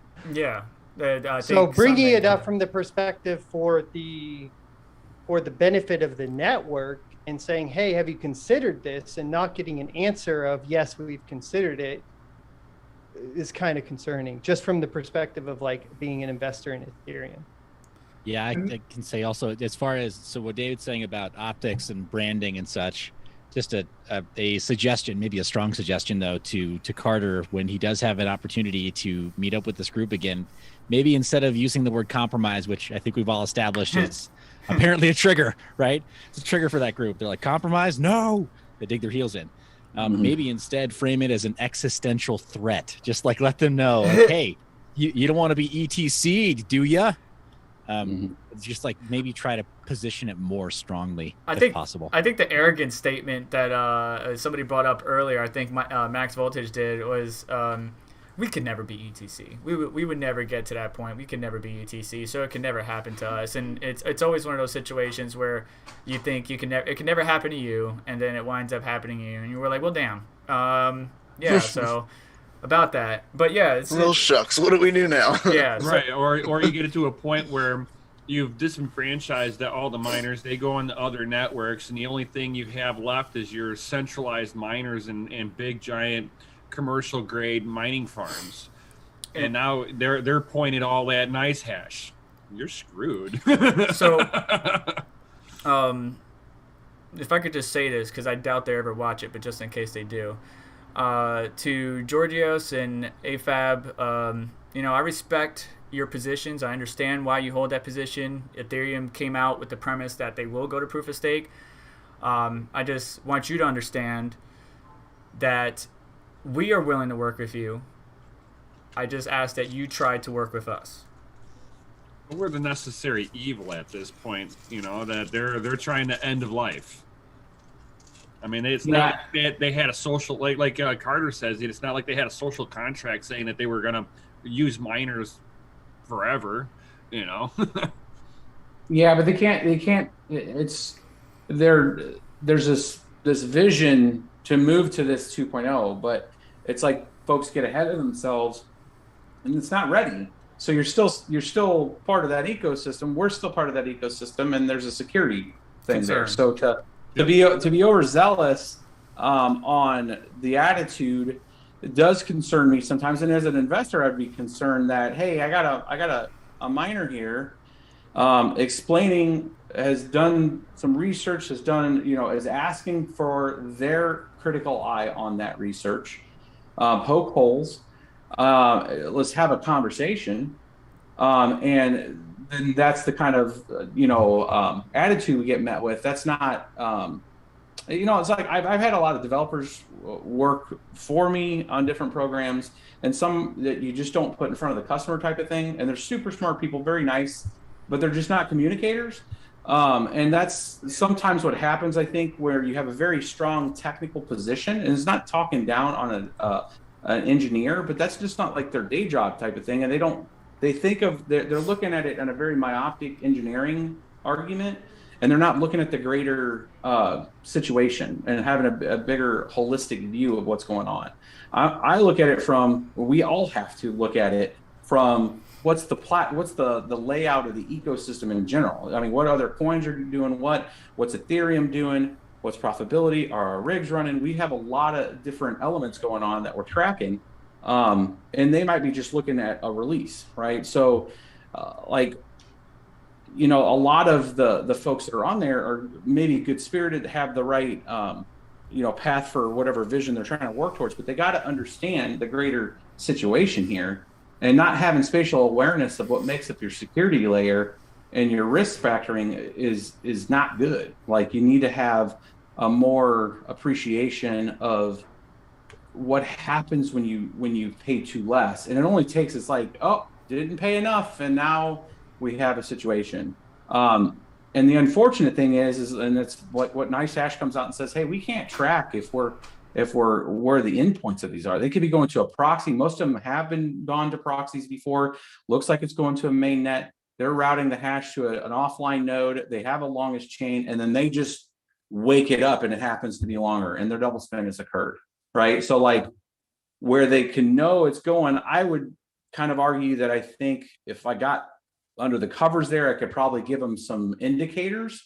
If we started seeing a huge centralization of hash, but you know, if they do, they're just going to make the attack more sophisticated, where they're going to different IPs in different areas, and they're all routing back to the same address, right? So, you know, I would say a less sophisticated actor might centralize that power. A sophisticated actor is going to have it in 8 different data centers, and then broadcast the chain. So, you know, it was not posed as a threat today. It was more of that risk, like, hey, you guys are not tracking these couple of scenarios, and we have a descending price right now in ETH, right? So, you know, like, the descending price doesn't slow down the activity on this. That's the thing. It's like, that's the thing nobody's tracking. Like, the descending price is going to be a moot point for DeFi folks. Yeah, there's going to be some prices that'll come down, but when you start going like, oh, I can get into Uniswap now, and hey, it's $8. You know, like, and it only cost me $12 to transact, not $150. You're going to have a huge amount more fees come up, which means our block yield is going to be a lot higher. So like, you know, and then now if you're taking that block yield that's even worth less and you're cutting it, the cut's going to be a lot deeper, and it literally will just unfactor like up to 70+% of the network. And if I think I have one model in there now, I need to update the other side of the growth of hash, but because, you know, if price is going down quite a bit, even if yield's going up, there's a tail off on hash power, right? It's going to start to come down. It's not going to keep growing, and I have in the model that it keeps growing. But where I'll come back in and do that algebra to adjust to more break even for like the average rig person, and that's where I'll base it on, is like an RX 580 rig that's break even, because that means the 5700s will still be profitable and a few of the other ones. That's where we're going to start to tell off hash rate.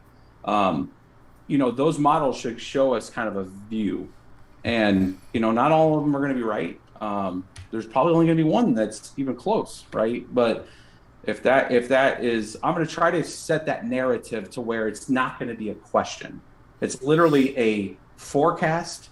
We'll keep popping in actuals every week into the spreadsheet, and we'll have a latest estimate of risk, right? Just like a normal finance. This is me putting my finance hat on, right? So that's the way I would forecast my risk. I used to have to do this for like my day job. I used to do all the pricing for the Northeast and Anheuser-Busch. So if you live in the Northeast and you are buying beer at a discount between the years of 2005 to, so I had a $500 million budget there, and I would look at price elasticity. I would look at a lot of these kind of figures. That's this kind of model is doing just with hash rate and what people are paying, you know, what our profitability is. I'm using the same kind of principles behind it.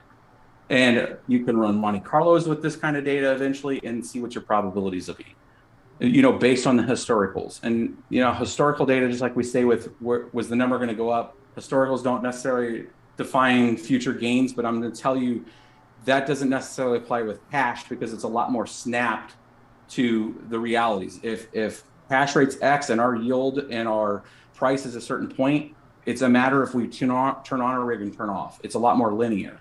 So the forecasting models that are out there that I've built for it are premised around what the realities are with a miner. And that, I think that's the part that's missed. They're just missing that math as like, oh, it's just a forecast. It's like, no, bro, like this is what happens. Like, I'm going to either have this rig on or not based on a price point. And that's what that's forecasting. So you can keep aware of it and find out if we need to do something. And one of your trigger points should be just increase the block reward, and it's a moot point.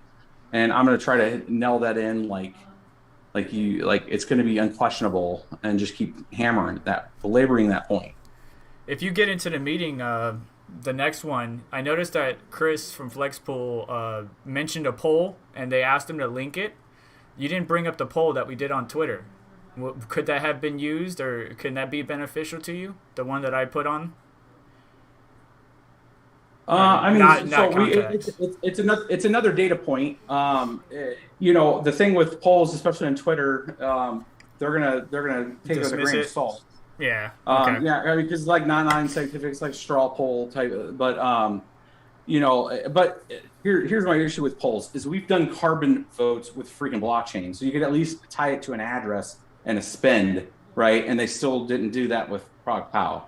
So the decision or the behavior or the weighted interest type of thing that's going to relate the information into a poll, I think they're dismissing. What I'm trying to do is use data that is inadmissible of opinion, right? Like, this isn't a matter of my opinion. This is a matter that if your hash rate's here and your incentive drops too much, you're at risk.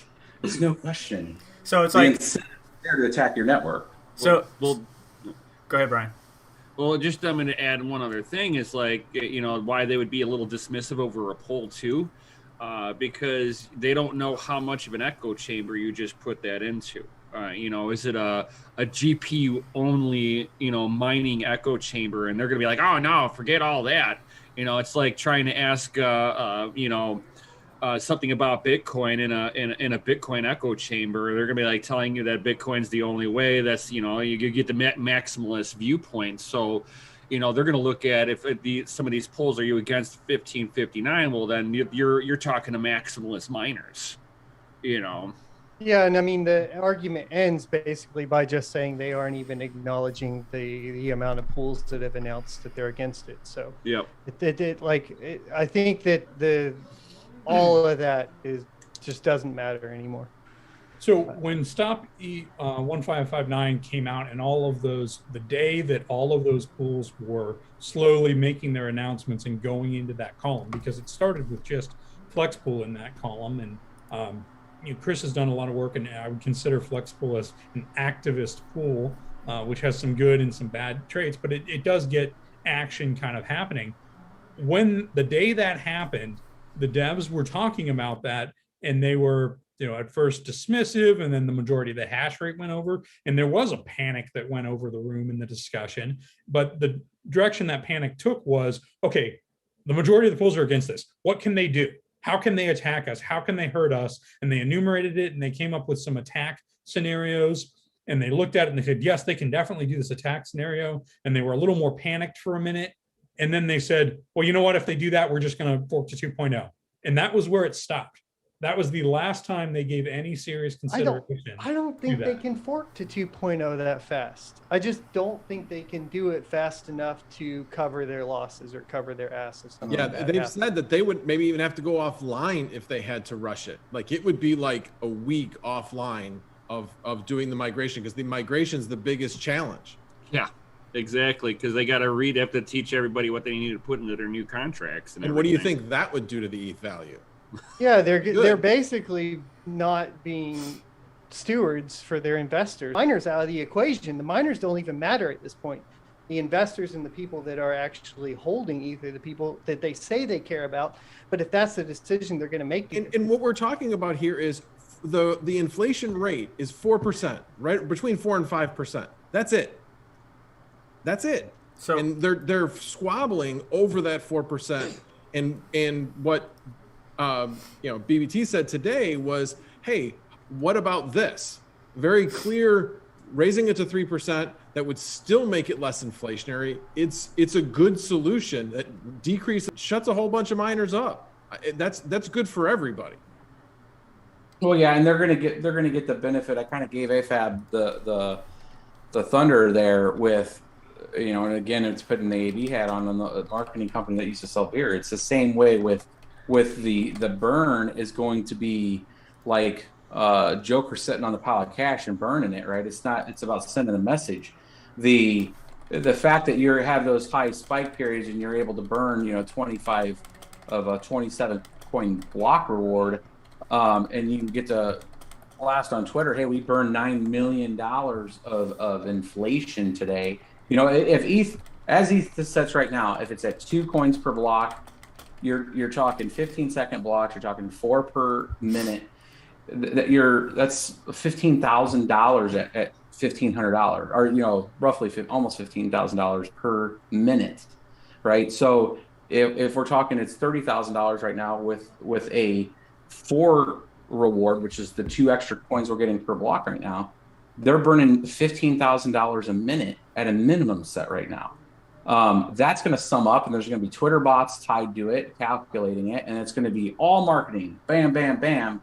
Even though the real impact is supply, even if it becomes a little deflationary, the messaging is going to be, hey, we're burning. Look how much money we're saving from potential sells. Yeah, I know that if I was on that flip side, that's that way, I'd be selling the hell out of it, right? I'd be Twitter botting it. There'd be an entire page that had unicorns on it saying, money destroyed today. Look at me, gets the Fed, right? You can almost sit there and look at how they do it in Venezuela. I mean, the people are throwing it away in the garbage, and it's still not helping. Well, yeah. Going along that, there's one thing that they talked about at the very, very end was the L2 solutions. I don't know a lot about it. What I think I know about it was these are like subchains that will add capacity. David, can you kind of add to that and talk a little bit about that? And what the timing is, what I'm really curious about is, could this actually start to take place about the same time 1559 goes into place, meaning the whole problem is moot? I really can't, unfortunately. I mean, there's a lot of work that happens is happening on L2 chains and L1s, and there was a post on Reddit within the last couple of days that basically said, Ethereum, you've got a marketing problem. The only people who understand. You muted. Yeah, sorry. Unfortunately, I think I did that. I'm sorry. Unfortunately, you really can't. I can't say a whole lot about L2. I can't deep dive it, but there was a post on a Reddit post a day or two ago, and premise was, ETH, you really have a marketing problem and an education problem, because the only people who know anything about all the L2 solutions and the very complicated mechanisms and linking back-end settings and MetaMask and everything else you have to do to set up L2 solutions are the devs and the people deep in it. And that really, you need to make that something that people understand to have it solve the problem. And again, I could speak about it, but I wouldn't be speaking authoritatively about it. I don't understand it at a deep enough technical level to pretend to try to educate anyone else on it. But that is a thing that's out there. It's kind of a patch to what 2.0 is actually supposed to have in order to increase transaction capacity and address everything else. But it's clunky, and it's not something that the bulk of users are going to use. One question I've really had as I've looked at all this 1559 debate over the last couple weeks is the UX. 1559 has been trotted out as a UX improvement, but I've really wondered how much of that is actually a UX improvement for someone who's going into MetaMask, going into a wallet, and sending a transaction in ETH, and how much of it is a UX improvement for the bot or UX improvement for the DeFi trading algorithm, because I don't see the former really being the major issue, with the one exception being the classic stuck transactions. Hey, fee suddenly started going up right after I sent my transaction. Now I got to wait around to see if it bails out. And I have a habit of sending all of the ETH out of a particular wallet to another wallet. So when that happens, it's very terrible because I don't have enough ETH to bump the gas fee up. So. Yeah, so I can't speak authoritatively either, but on the topic of layer 2 scaling solutions, you guys may recall last call that we did, just on the retail side, on the consumer side, it makes sense to me it makes sense to me that they should be adopted. Without naming names of projects that are outside of the ETH core developer team, there are some projects that are already building scaling solutions and that are creating decentralized exchanges a la Uniswap, right? Essentially copying Uniswap's code base and then adapting it to their implementation of some kind of a roll up or layer 2 implementation. And guess what?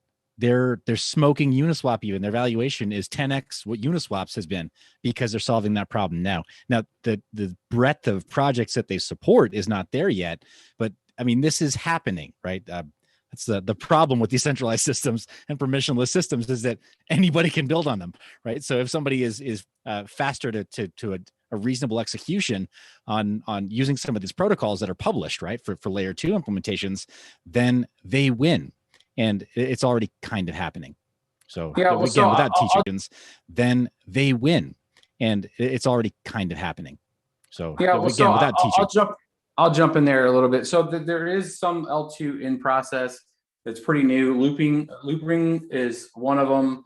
Uniswap's still a couple months away. I think they're about to get part of MetaMask's DEX aggregator is looking at, and they're going to do it through an airdrop too, I believe. So if you haven't used that, that might be like a shameless plug to use that aggregator on a cheap night, just even if it's just for one thing, just to get your accounts flagged. So shameless plug there for that. So there is some already in flight. It hasn't really kind of been the de facto standard. And part of the counter of that is like, oh, well, you're just circumventing the miners on the transaction fees. And I mean, I think collectively at this point, you're not going to hear it from me yelling at the top of the thing, because I just think it's a terrible user experience right now. And if some of those fees, even like 30%, move over to that L2, and we can get a lot more users and more value proposition for ETH, we catch it on both the yield and we catch it on the price side, right? So if something is going to promote the activity and price and buying of ETH, we win. If they're using a whole bunch, unfortunately, we also win. And right now we have a little bit of both with the big jump. But looping, so it's loop, RING. If you look that up and Google that, that's a L2 solution. I think somebody in the chat actually talked to it. I wrote down 3 things to try to incentivize one of the ETH devs, or if I get on the core dev call next week, I'm gonna at least have the talking point at the end there to see if we can, kind of bridge the gap on some of the gap of knowledge, and have like Micah or somebody on to talk MEV explanations and some of the question and answers, and then what's it going to take for layer 2 on some of these transactions, and can people rudimentarily do it right now, what's a good resource, and that might be just even a website we're not aware of, type of thing. So I think both of those things will be good ads if we can get them on here. Well, and that's my question still that I don't understand. Is MEV specifically only related to layer 2 solutions, or does that also affect layer 1 or like Uniswap or whatever? That's a good question. I believe that MEV type of transaction stuff is still going to happen on even layer on even POS. It's the gone, because it's all about like proposal acceptation and rounds and stuff when it comes to proof of stake. I don't know how they're going to extract anymore. Like if you go out to Beacon right now and you look, they're earning rewards. And this is it's funny. I tweeted that out last night. And I think got a couple ETH developers. I think I tweeted it to Peter or Flav, I think's the guy's name. And I'm like, hey, is the ETH2 Beacon chain, because people have earned money. It's about 0.25 ETH per staker out there. Is that being calculated in the current ETH supply? And he responded and said, no, shh, with the emoticon, with the, holding up the icon, trying to shush me. And that's an interesting dynamic too, of like, there's these folks that have locked up stuff. And if that stuff keeps slipping, they're just going to keep that supply is going up. So I was trying to get to a point of like, is part of this behavior also because you're dual inflating the network right now, and you need to tell it off some on our side for the stakers that have put up all this cost and value that can't now unlock their coins. They want to have that value proposition to when that flips over to them, that we haven't pulled all the value out of it. But that's, I think, another good question. Hopefully we can get both a layer 1 guy and a layer 2, and maybe they might be different nights because of the, crossing streams things with them. I think both of them would be information, that would be good, because right now I haven't staked. I have chose not to stake. I didn't want to lock it up, and it was purely not on the premise that I don't believe in ETH long. I believe on, and I think if they finally put a date on something that's 2 years, it's going to be 4. So, I just was like, well, having from Bitcoin, Ravencoin have gone almost through 2 of them, like it'll look like then. And I don't know if people years. So I don't know if people have tolerance to wait 2 years. So I was worried about that. So getting somebody on there to like explain kind of where things are at and where things are tracking, I think it would go far. I mean, if you look at any of those ETH dev meetings, you look at any of the ETH cat herders meetings, they usually average 150 people. We hit almost 2,000 today. So that should, from a signal analysis, they should see that, hey, either one, the people building on your network don't give 2 Fs on what your release schedule is, or 2, the communities, you think that is a huge support on your side versus the actual community that's grassroots and shows up to talk to issues. It's a more than a 16x factoring just from the spatial awareness of what's available on YouTube of people showing up.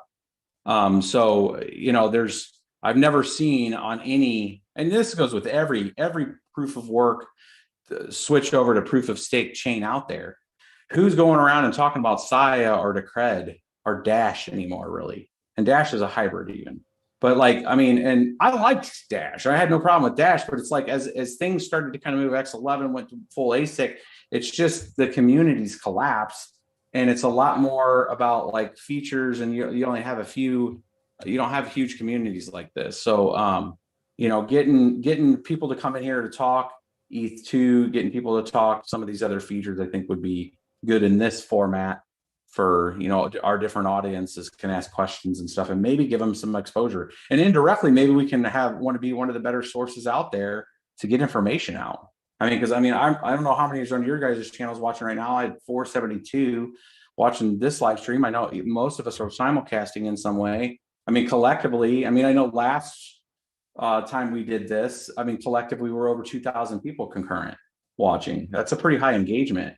The mining spreadsheet, we blew through 137,000 API calls. Now, part of that was my crappy job the first round on getting the API set up, but we're still averaging around concurrently a day, almost 100,000 people hitting the mining spreadsheet. There's a lot of engagement. And I think if we can tap some of these resources, we can actually be a positive steward in this, and ironically give them a lot more exposure to what they're thinking that they're doing by making changes to the network. Open it up to you guys if you guys think that too. Go ahead. I think it's an opportunity for an olive branch. Come on, man. For sure. Because that did come up in some of the 1559 discussion. Some of the 159 discussion is essentially, what is the 2.0, what does the POS transition look like?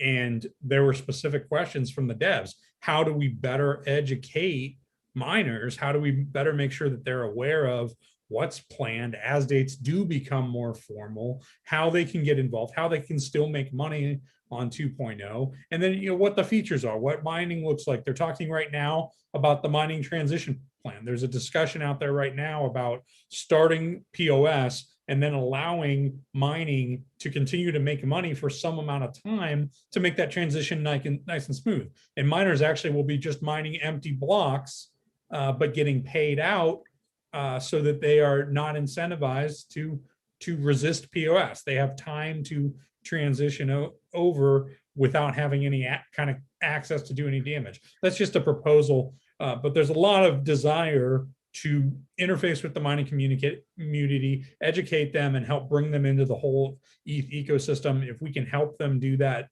particularly you guys that have the channels. If you can help them do that, I expressed my interest to help that in as many ways as I can. I think it's just better for the entire community, and it may result in more respect for the mining community as we go through these critical next year or 2 or 3 or 7 until they get where they're going.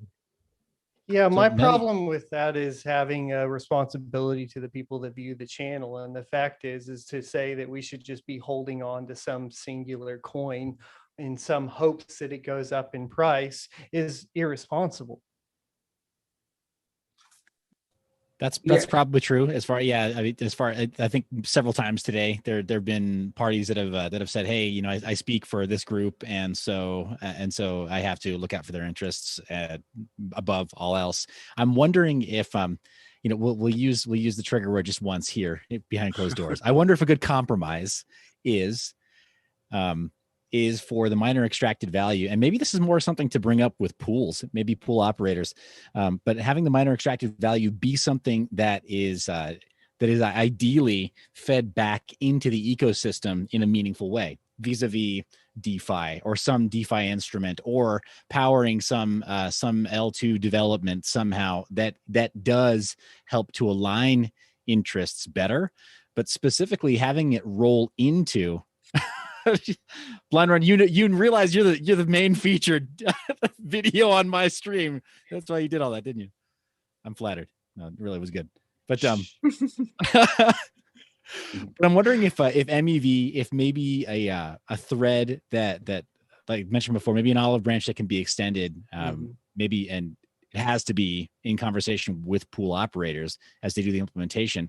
Have MEV be something that turns the mining community, helps them resemble stakeholders in the mainline interests of the ecosystem, more so than just having it be like, all right, well, you know, profit for me to quickly scalp. Spitballing, guys. I don't know. Yeah, I mean, I think I'll echo what Sun said there is like, I guess it all comes down into the presentation and what's the intention. One of its intentions is education. And I mean, I don't mind learning more on something that works and it makes me make an informed decision. But I think I would predicate that initial engagement is like, hey, no financial advice, do not, do your research. This isn't to try to, pump these, like we're trying to get a better understanding of the way this is going to work. And we're just going to continue with it. It's the same thing as like, if this was a deep enough poison pill where it was really existential, they're not going to do the block reward. They don't care. Enough pools and node operators and developers could get together and fork this currency, keep it going, and they can fork off the ice age. It's not, there is no like a master key that they have. It's a matter of, do you have the right size and support on all the elements you're going to need to uphold a chain? And you're going to have to organize, you have to have, clients, somebody would, so the reason why they're so confident that it's not just about the miners is because they know the level of effort that's needed to have the clients, right? So there's different ways to interface with the cryptocurrency chains. Ethereum has a whole bunch of clients. They have a Java client, they have, JS, they have Python with Viper, .NET client with Ethermine, right? They have a lot of different implementations. And so that if you take that responsibility of hard forking that currency, you not only have to do the ETH core dev protocol level of responsibility, you also have the client responsibility. And even if you said, hey, we're going to fork this is going to be the miners chain. We are cloning essentially all the DeFi stuff. So you're going to now have two of everything. There's going to be the miner version of Uniswap. You have all of that ecosystem that either comes with it or you sunset all those other features because they're just going to die on the chain and all you're caring about is layer one. You would still need to pick your few clients that are sticking around. You'd need the people to pick up all that. So it's not a matter that we can't mechanically fork it. It's just all that other overhead that comes with it. So that's why they're confident in that, well, they might be able to fork it and they may be even able to turn off the ice age on that, but they won't have a client team and they won't have a communications team and all the other stuff that holds up ETH. So, having, the people that are part of those client teams and better educate people through, our channels, if we would take those opportunities to open it up, I would much rather do it in a more general, broader forum, because I think we're stronger as a group than as individual channels when it comes to this kind of subject. Of course, we could take the information that's garnered in one of those type of bigger meetings, pool that information, and then do one-off videos for our independent communities if we felt that it made sense. But I think we're at a point, an inflection point, that we could actually come out as not second-class citizens in this. We could come out as the stewards that help the transition, because I think we organize better, quite frankly. Like we're having a cordial conversation here, and trying to give them the benefit of the doubt because we know they're not on the call. And that's I think a testament to this group here. And we have our strength, our opinions of certain, people, but we're also trying to give them the benefit of the doubt of their focus of, the way they're putting us in a box. And I think that'll set us a tone to the way the behavior really should be working, and maybe hopefully teach people some manners on some stuff too. I mean, it's, we're not to be kicked around on it, and they're breaking a very powerful asset that they have from a grassroots community standpoint. And I've been beating that drum since the Feather coin in 2013. The power of community is huge. And the power of community is what helped build Ethereum. We all know we were part of it. The folks that have been mining it have been part of it, had talked to our brothers and sisters and cousins and uncles and everybody else. And then they talk to people. There's a one-to-many connection on all that stuff. You're doing it at the mining level, right? Like, you're going to walk in and start talking about protocol stuff to people, like they're going to be lost. So if somebody walks into your house and sees a miner and goes, "What the hell is that? Hey, is that a new RTX?" Yeah. And then you have a conversation. We are like Mr. Miyagi organically explaining a crypto network to somebody without even understanding that we're explaining a crypto network to somebody. So like that's a resource.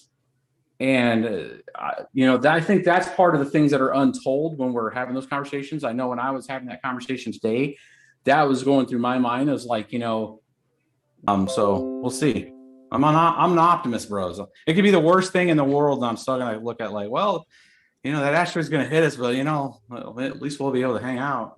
I think it'd be good if all the miner people that were representing the miner community were all on the same page. I think, without going and naming names, let's just say that you and Roger, I think, we're on the same page. So it would be good. And am I the only one that thought it was kind of strange that this MEV thing was just like thrown into this meeting when we've been talking about this for 3 months? And if that was an olive branch to throw out to miners, that it was only mentioned for the first time today. Has anybody else heard anything mentioned about that in the last 3 months?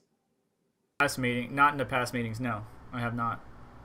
No, I thought that I said that to somebody else today, that I felt like that was a hey, let's talk about MEV. There's some good points to it. Hey, it's going to reduce, if you really look at MEV, you can reduce the impact of this. But it was clearly a pre-discussed talking point. To elaborate on what Max Voltage had said, I do think miners have been hurt in this discussion. I'm not sure that there was a lot of ground to gain, and I'm not sure there still is a lot of ground that's going to be successfully gained. But miners have been hurt by being so fragmented in their interests. And I said that on the last time we had a call about 969. I said it's an option. I'm very familiar with it, and I'm happy to talk about why it's an option, but I don't think it's the best option. And it was for exactly that reason, because it has become clear, and even Michael made it clear in the previous call, there are competing interests there. And we're going to just end up with infighting within the miner community. And that's not a good way to get progress, even if some of us think that would be a good thing for the overall network. So the more that the mining group can agree on a best path forward and represent themselves in unison, the better result we're going to get in any kind of discussion. And I'm looking forward, not just now, but to what could happen over the next 12 to 18 months. I have concerns that close, that there is a precedent here, that there is a precedent that miners are not important in any way and not to be considered. And 1559 is now laying out that precedent, and there may be other changes ahead of the merge and ahead of POS as people theorize on possible things that miners could do they don't like. They may decide to start pulling other rugs out from under us along the way because they no longer consider miners to be important. And if that is the case, it would behoove us to be on the same page and coming from the same place in discussing those matters. Yeah, and then just kind of expanding a little bit more, something that even Carter touched on a little while back, right when he was hearing about the EIP-1559, and kind of got underneath his skin right at first. And he's like, okay, if they're going to change the rules right at the end, as they sunset the miners, it's like, what really stops them from doing it to the stakeholders too? Changing the rules even on them. So it's like, how can the stakeholders feel safe that they're not going to get the rules changed on them? Because there is no social contract, as Carter would say. Well, the only reason why I even brought that up is because there was a statement, and I don't remember which developer it was. It was done on Twitter, but and it was, I think, backed up by AFAB, which is interesting to me, that there is no social contract with miners or the stakers, which was interesting to me, and that if the collective whole determined that there needed to be an adjustment to the reward structure, that they would just do it, and that they'll get slashed if they're out of because the way the mechanisms work, the stakers that are mad can destake and leave, or they'll get slashed if they're not taking the proposal against the group, right? And I'm just like, man, that's not the way you run things, bro. Like, that is a horrible concept. And where miners have the ability to pivot, I mean, it's a crappy way to run things, but we can pivot. Like, you do that to somebody that's vested and locked into your coin, you're going to lose them forever. Like, we keep coming back and taking the beatings because the profitability is still going to swing us there. But there's miners I know that have not touched ETH anymore because of after the second time that rewards were pulled, and it went from 3 to 2, it was already kicking it down, right? Like, it was barely profitable at 3, and then it went down to 2, and it did the exact opposite. And so some people are just like, yeah, you know what, never again, thanks but no thanks. And now I wanted to make sure it was very clear that if that's just a couple of people shooting from the hip and they're no say in this, and it's just them being that minds, being that kind of a person to say, well, we can change it with the stakers too. I'm like, hey, like, mining, because of the way it's designed, it would be very hard to like launch a lawsuit or anything to that effect. It just wouldn't, it'd be very messy and very expensive. I think things change a little bit if you start really playing with the monetary policy on stakers, especially in some jurisdictions, because you're doing a fell swoop on the network. So while you'll probably be okay in the US, you might not be okay in the UK, and you got to like, they're getting into muddy waters when they start messing anything with monetary policy. I think we're going to last, phases to where they can actually do this as the big money's coming into this. Like when we're talking 1.5 trillion across the whole market cap, I think monetary policy in general, and it's only going to take one to get a class action against them to then pause all of this kind of mid-flight changing stuff. And that's why I never really pushed hard on the ASIC side either, is because they had their point. They had their time to be able to do the ASICs before new stuff was taped out in 2018. That was missed. So now to do it now, that's why I wasn't in there beating on 969 or Prague POW, is because there are people that have bought, and there are companies that, in a silicon that have, orders, and it's a disaster. And if I was those companies, I know the way I would react to it. And I would look at my options legally to try to, stop that, because you're like, hey, you guys had this plan and now you're changing it. So I'm trying to put my head where the ASIC maker was at that period in time. And that's why I haven't really pushed for it. I mean, and it's different when the network is an existential risk. and we know that no GPU's profitable, then there's a network decision from a security risk standpoint, and then they could take that on for the greater of the good. And then there's a good chance the ASICs will either just get screwed over, or maybe they lock it up into core two. Instances like Monero with like the bit streams, most of that stuff with the FPGAs, and people can rewrite bit streams. And it happened 3 times with the Crypto Night and then Crypto Night V7.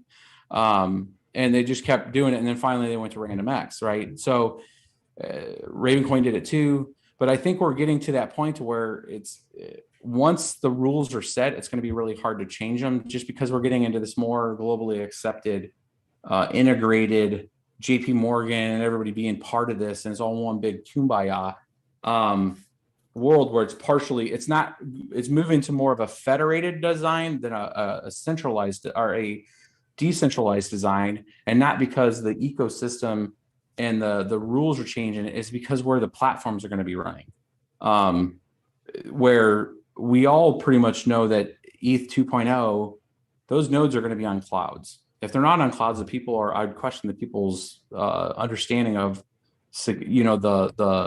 the uptime.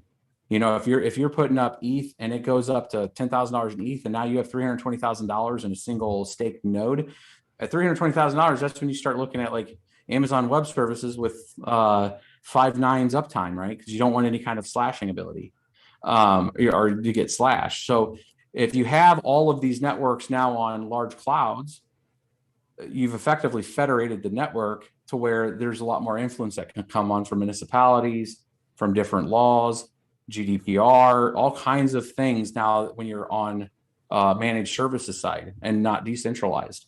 It hasn't been answered on ETH 2.0. That's one of the questions I kind of wrote down here that I'd like to talk to some of those guys. I mean, are they even tracking that, or are they just building this thing and it gets ran somewhere else and they're not tracking it? There's some big questions I think that need to be answered from that risk standpoint, where people are touting decentralized. We're changing finance, but it's just like, no, bro, you're just an app running on a cloud, and you're going to be subject to the same kind of rules. And you're not really innovating now anymore because you could be shut down by, the UK or somebody. So I think a lot of questions will help get some of those things answered if we can actually get them into a room. And none of them are going to be, I think we got to be able to make sure that, just like any of us, like no matter how much we're researched, none of us are like, quote unquote, like, I don't know. I don't consider myself an expert. I consider myself just here and been around for a while and had a few cycles. So I feel confident in certain things, and certain things I'm still learning. I think if we have any of them on, we premise it with, hey, we know you're not the decision maker, but you're a pretty smart dude in this spot, and we got some questions. And, just take some of that off the list to make them feel like they're not trying to talk on behalf of all that network. And I think we'll get some good responses if people are comfortable. I'll let you guys talk for a second. Well, my response, to sum it up, when I was watching this morning with you, was most of these people are smarter than me. However, they know it and seem to use that as an excuse to ignore valid concerns. And that's how I felt about it. That's pretty much how the posturing and the gesture. I think Nemesis was talking about it. Their posture and the gesture kind of their body language said it all. So yeah, but I mean, Mr. Carter, I apologize if you had to mute me earlier. In summary, because it's getting late here on the East Coast.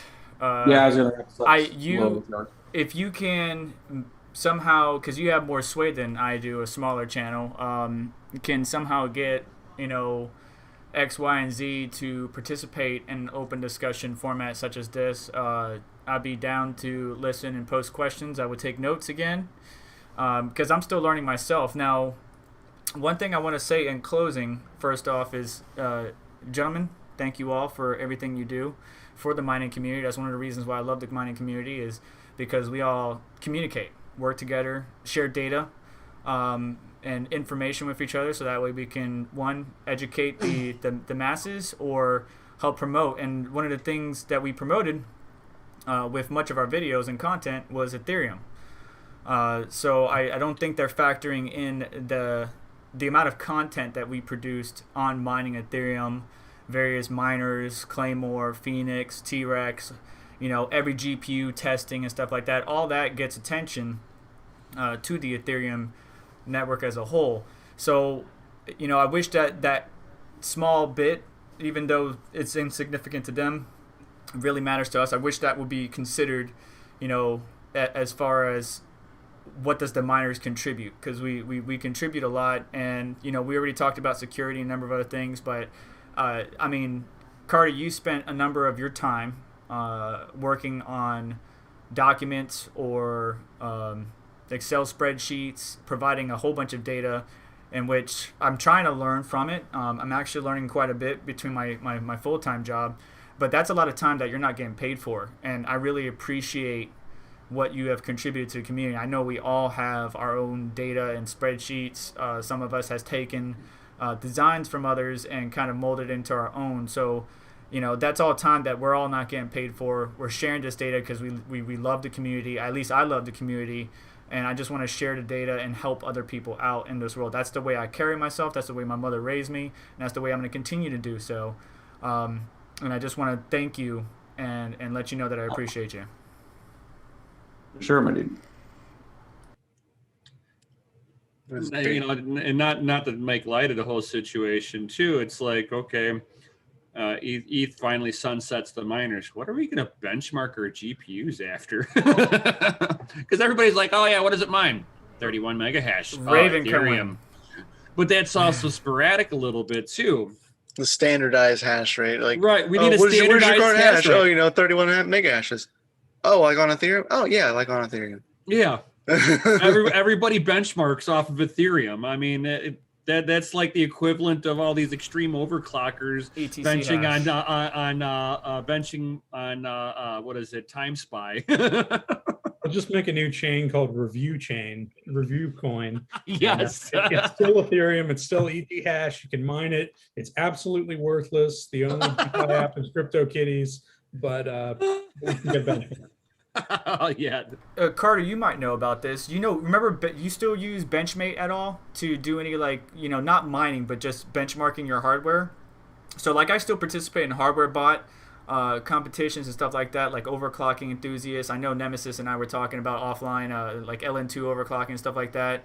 But I wonder if there could be a way, and David, maybe you could shed some light on this, because I do want to wrap this up because I'm getting tired. But if there's like a Benchmate type program, right, where you have all these different miners in it that can be nice hash pulls the latest miners, or awesome miner pulls the latest miners into the program, and you could literally bench each algo. And like you talked about, even though it may not actually bring you any currency out of it, it could actually bench maybe the OG ETH hash or Dagger or whatever, Kapow, stuff like that. That'd be a really cool program, but I don't know anybody that could even make that bring that into fruition. I mean, Nice Hash does that already, kind of. Yeah. It has a benchmark mode. Yeah, That's how they paid everybody back. Look, I'm not going to get into it today. Listen, I'm not going to go here. I'm tired.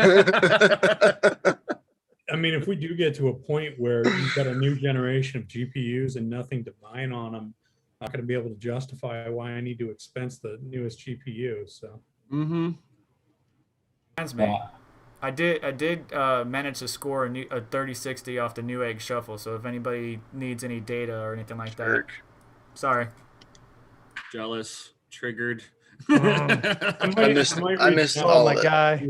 I'm really interested to run a couple tests. I've got prepared to find out just how strong that performance barrier is, and exactly How strong that handshake is. They put a on, challenge out that I think was super dangerous personally, but Yeah, and That- Ogata Girl had said on DCA's last Saturday night was, I might be up for that challenge. It's an interesting challenge. Exactly.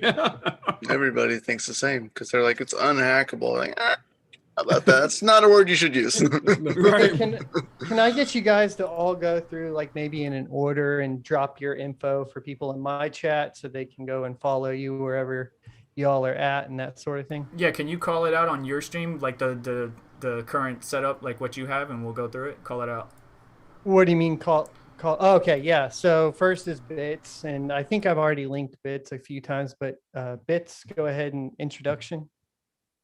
Yeah, man. You guys can follow me on BitsBeTrippin on YouTube, Twitch. I finally got my Twitch stuff set up, so a lot of the deeper dive, this build actually I'm going to do on Twitch probably tomorrow, and then I'll bring a recap of it. This is a 14 card rig that you see me kind of putting together on the stream earlier. Here, I'll give you guys a quick preview actually, because it's actually almost ready to get put together fully here. I think I can switch my video source here to give you guys a little. There you go. So it's Nice. it's 4 3090s, 3 3060 Ti's, and the rest are all RTX 3070. So I'm going to get a lot of hate, obviously, for that. So it's going to be 14 cards, just a mixed setup, and then I have another rig that's going to be all 6900 XTs. Again, ordered like when everything first came out and finally showed up, but yeah, a lot of those kind of builds like that are usually done on something like Twitch because it's long format like this. Might be 3 hours, and then I'll take the recaps of those, put them on YouTube, just to kind of what the settings are and stuff like that. But yeah, BitsBeTrippin on Twitter also. I feel like the 3070s are always the filler card right now. Max, I'll use it because I have to. Max. Okay, so I'm new. So the only way you can find me on YouTube is actually if you do a search for Max Voltage and then do a filter on channel. I've got about 50 subscribers, so I'm just getting started. I have about, I don't know, 5 to 10 videos or something like that. But I'll be putting more content out there. Can you link it in chat and I'll throw it over right now? Because I was trying yeah, to if pull I it can up. find it myself, sure. I would like to add something to He's that. big in the community, before- guys. Yeah, I would like to add something before Son of a Tech switches Oh, over I to the got next it. I person. got it. You got it? He's new, but pretty knowledgeable dude, and he's been helping out in DCA Adventure, my streams and stuff. So Van Mauld is the Yeah. ID. Okay, Yep, got that's it. Thanks. And next is Mr. Nemesis. Can't hear you. You're muted. Stupid mute. So, yo, what's up, everybody? I am Nemesis from Crypto and Hot Rods. You can find me at Crypto and Hot Rods, where I'm very mining focused with hardware. I like to kind of think of myself as a hardware specialist, just because, you know, I love tinkering on physical things. I mean, I come from the world of hot rods and, you know, modern cars, so I'm used to dealing with computers, electrical stuff.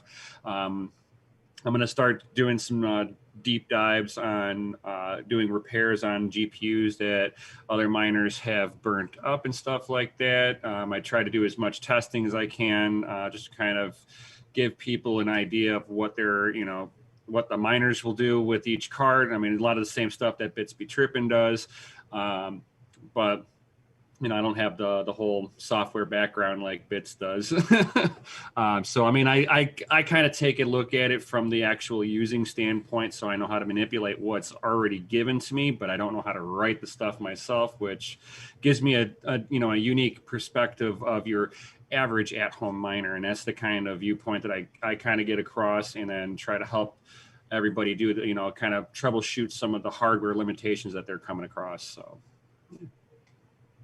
Awesome. Next is DCA. What is going on? Well, I'm Crypto Mikkel. I have my own YouTube channel, Crypto Mikkel. I also am one of the hosts of DCA Adventure. Nemesis is also on there. You can find me there. DCA Adventure, Crypto Mikkel. I do YouTube videos on like how-to tutorials on how to get up mining rigs just from the start, bare bones. On, you know, Hive OS, I mainly shoot for Linux operating systems, Hive OS, and all those other portables, as well as actual Linux. The GPU miner, and yeah, thanks for having me. Yeah, can I get a link, by the way? I can't For find sure. your I got you. specific channel right now. I got you. I put it in the Zoom chat for mine. If you didn't, I got yours already. Okay, Cool. I've had it, and I thought I had Mikkel saved, but I'm having trouble pulling it up for whatever reason. Got you.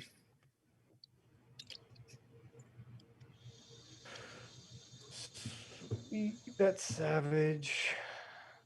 I already have your Savage.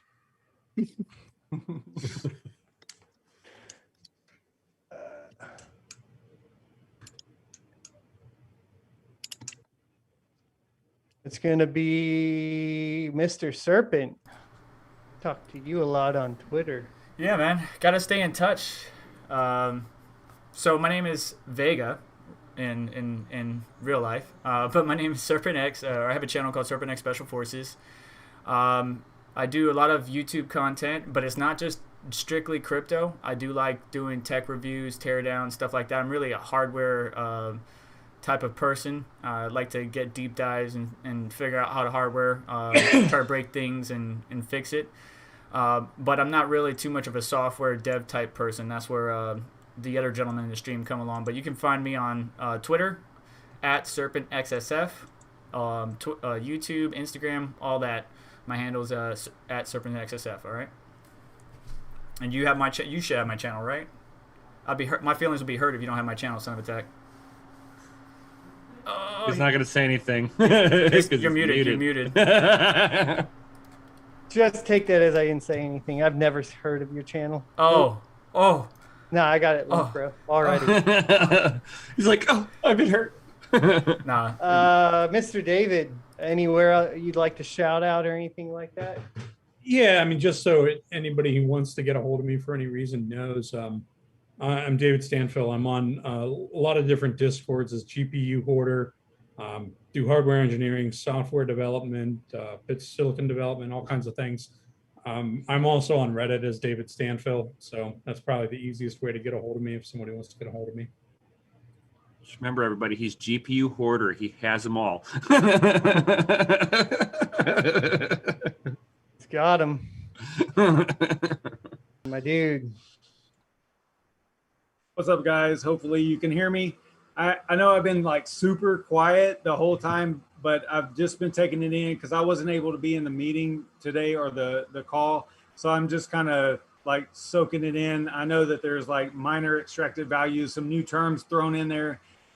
So I've got some research to do, but I'm Savage Mine on Twitter, YouTube, all that cool stuff. You guys are awesome. Thanks for having me here. It's amazing to see all these folks up here with me and me with all these folks that I've been watching for so long. So this has been really awesome. So I really appreciate it. Well, all y'all did a fantastic job, and my chat is saying to thank every one of you. So hopefully they'll reciprocate by following my links and giving you guys a little bit of subs. You're gonna leave out Seth, Mind Your Biz, Did I Money miss Chamber? it? Oh my god! I thought you were saving loudest for last. I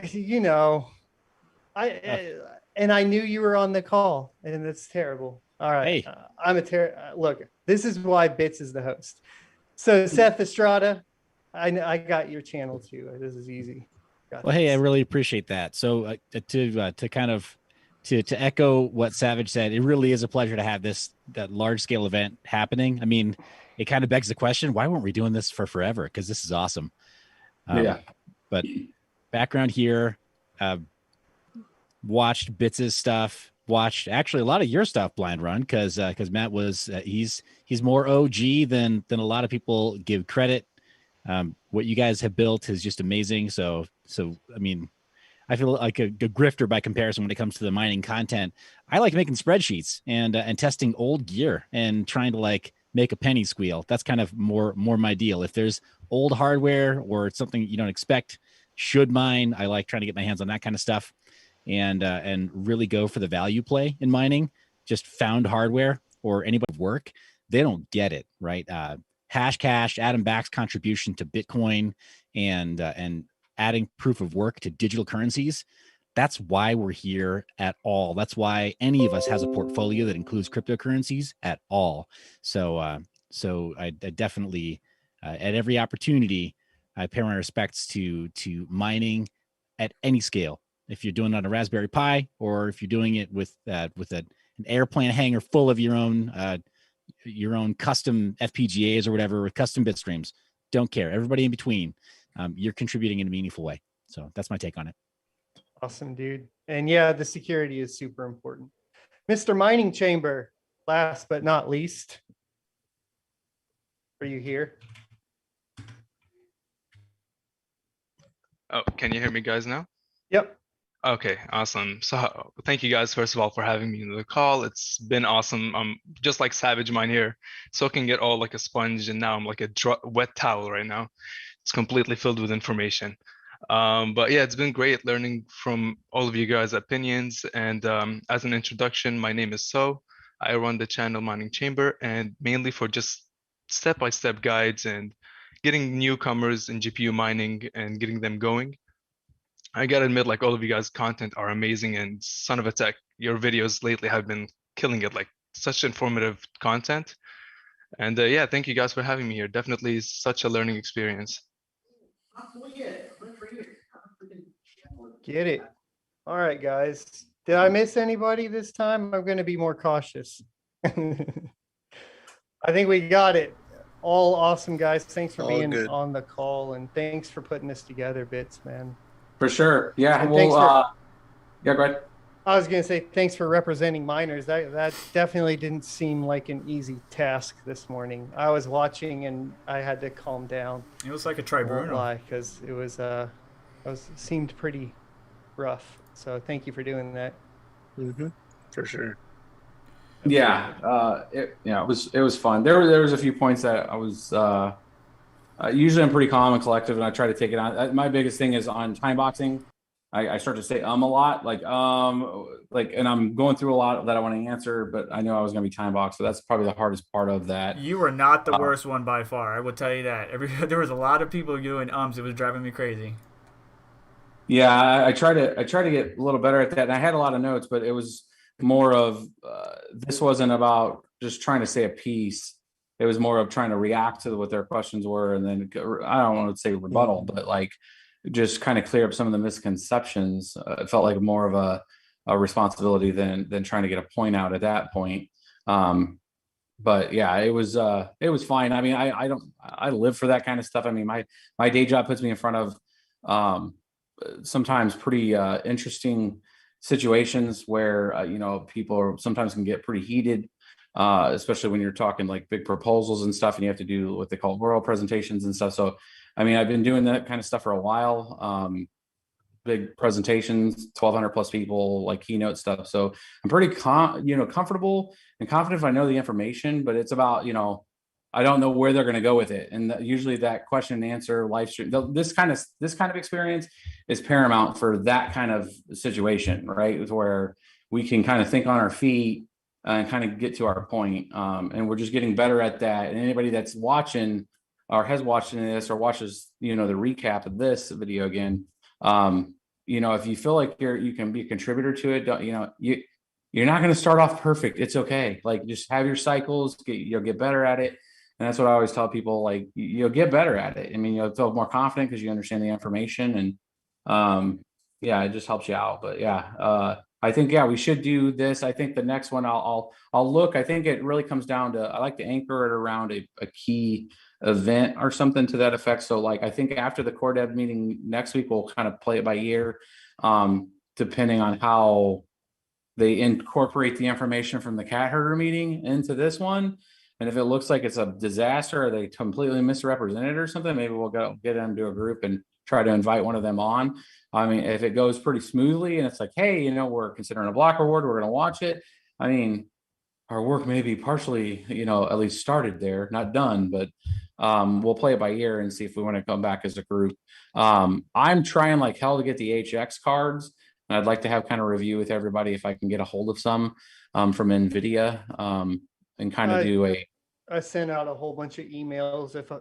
I'm happy to trade those in and out too with you if we can grab them. Yeah, I wanted to open them up.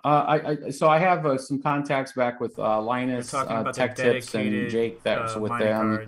I'm trying to hit everybody. JSuitSense, Gamers Nexus. I mean, I gave Gamers Nexus my Titan V back when those first came out, and that's why he was able to do 2 Titan Vs in one of his videos. Actually, if you Google Titan V BitsBeTrippin, you'll see it. Like Gamers Nexus's video actually comes up first. But I've tried to reach out to them and said, hey, if I get them, I'll send them to you. If you get them, I don't care if I'm remoting in.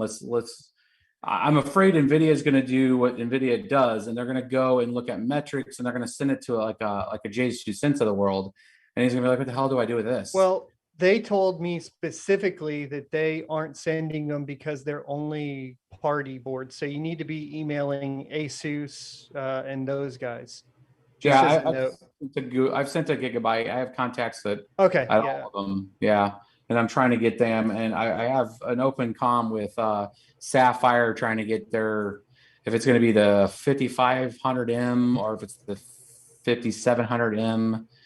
I've heard some rumblings that they should hopefully have something announced in the first part of this March. I'm surprised they haven't came right out after Nvidia did, to be honest with you, and just announced theirs. But again, I'm trying to get that too. So they'll be sent. I don't think the GPUs are going to be sent to the content creators like Jay's 2 cents and stuff like that. Maybe Gamers Nexus, but those platforms, if you haven't seen their content lately, is not a really mining eccentric. I don't think they have anything against it. It just seems like they're less likely to get a mining card shipped to them. At least some of them, not all of them. Yeah, Linus and Jake and those guys will probably end up getting them just because they've covered mining several times. When Linus and them built their rig, I was talking to Jake through, I was helping them through Twitter. So I was making sure that they got the miners running and all that. So I try to keep that connection open with them just because they have a lot more influence and, can find out where they're going to be at. How do we get them? That kind of thing. So I'm trying to get that. And that also, it plays in this weird way back into what we were just talking about with Ethereum. So, because that's going to be the next round of hash power if they go and drop 1 million of those. So, we can start to measure what that output's going to look like to the network and that big hit. And we thought ASICs were going to be rough. If Nvidia drops 1 million of those out on the system, it's going to get expensive. But yeah. So that'll be the next series of videos we can probably work together on.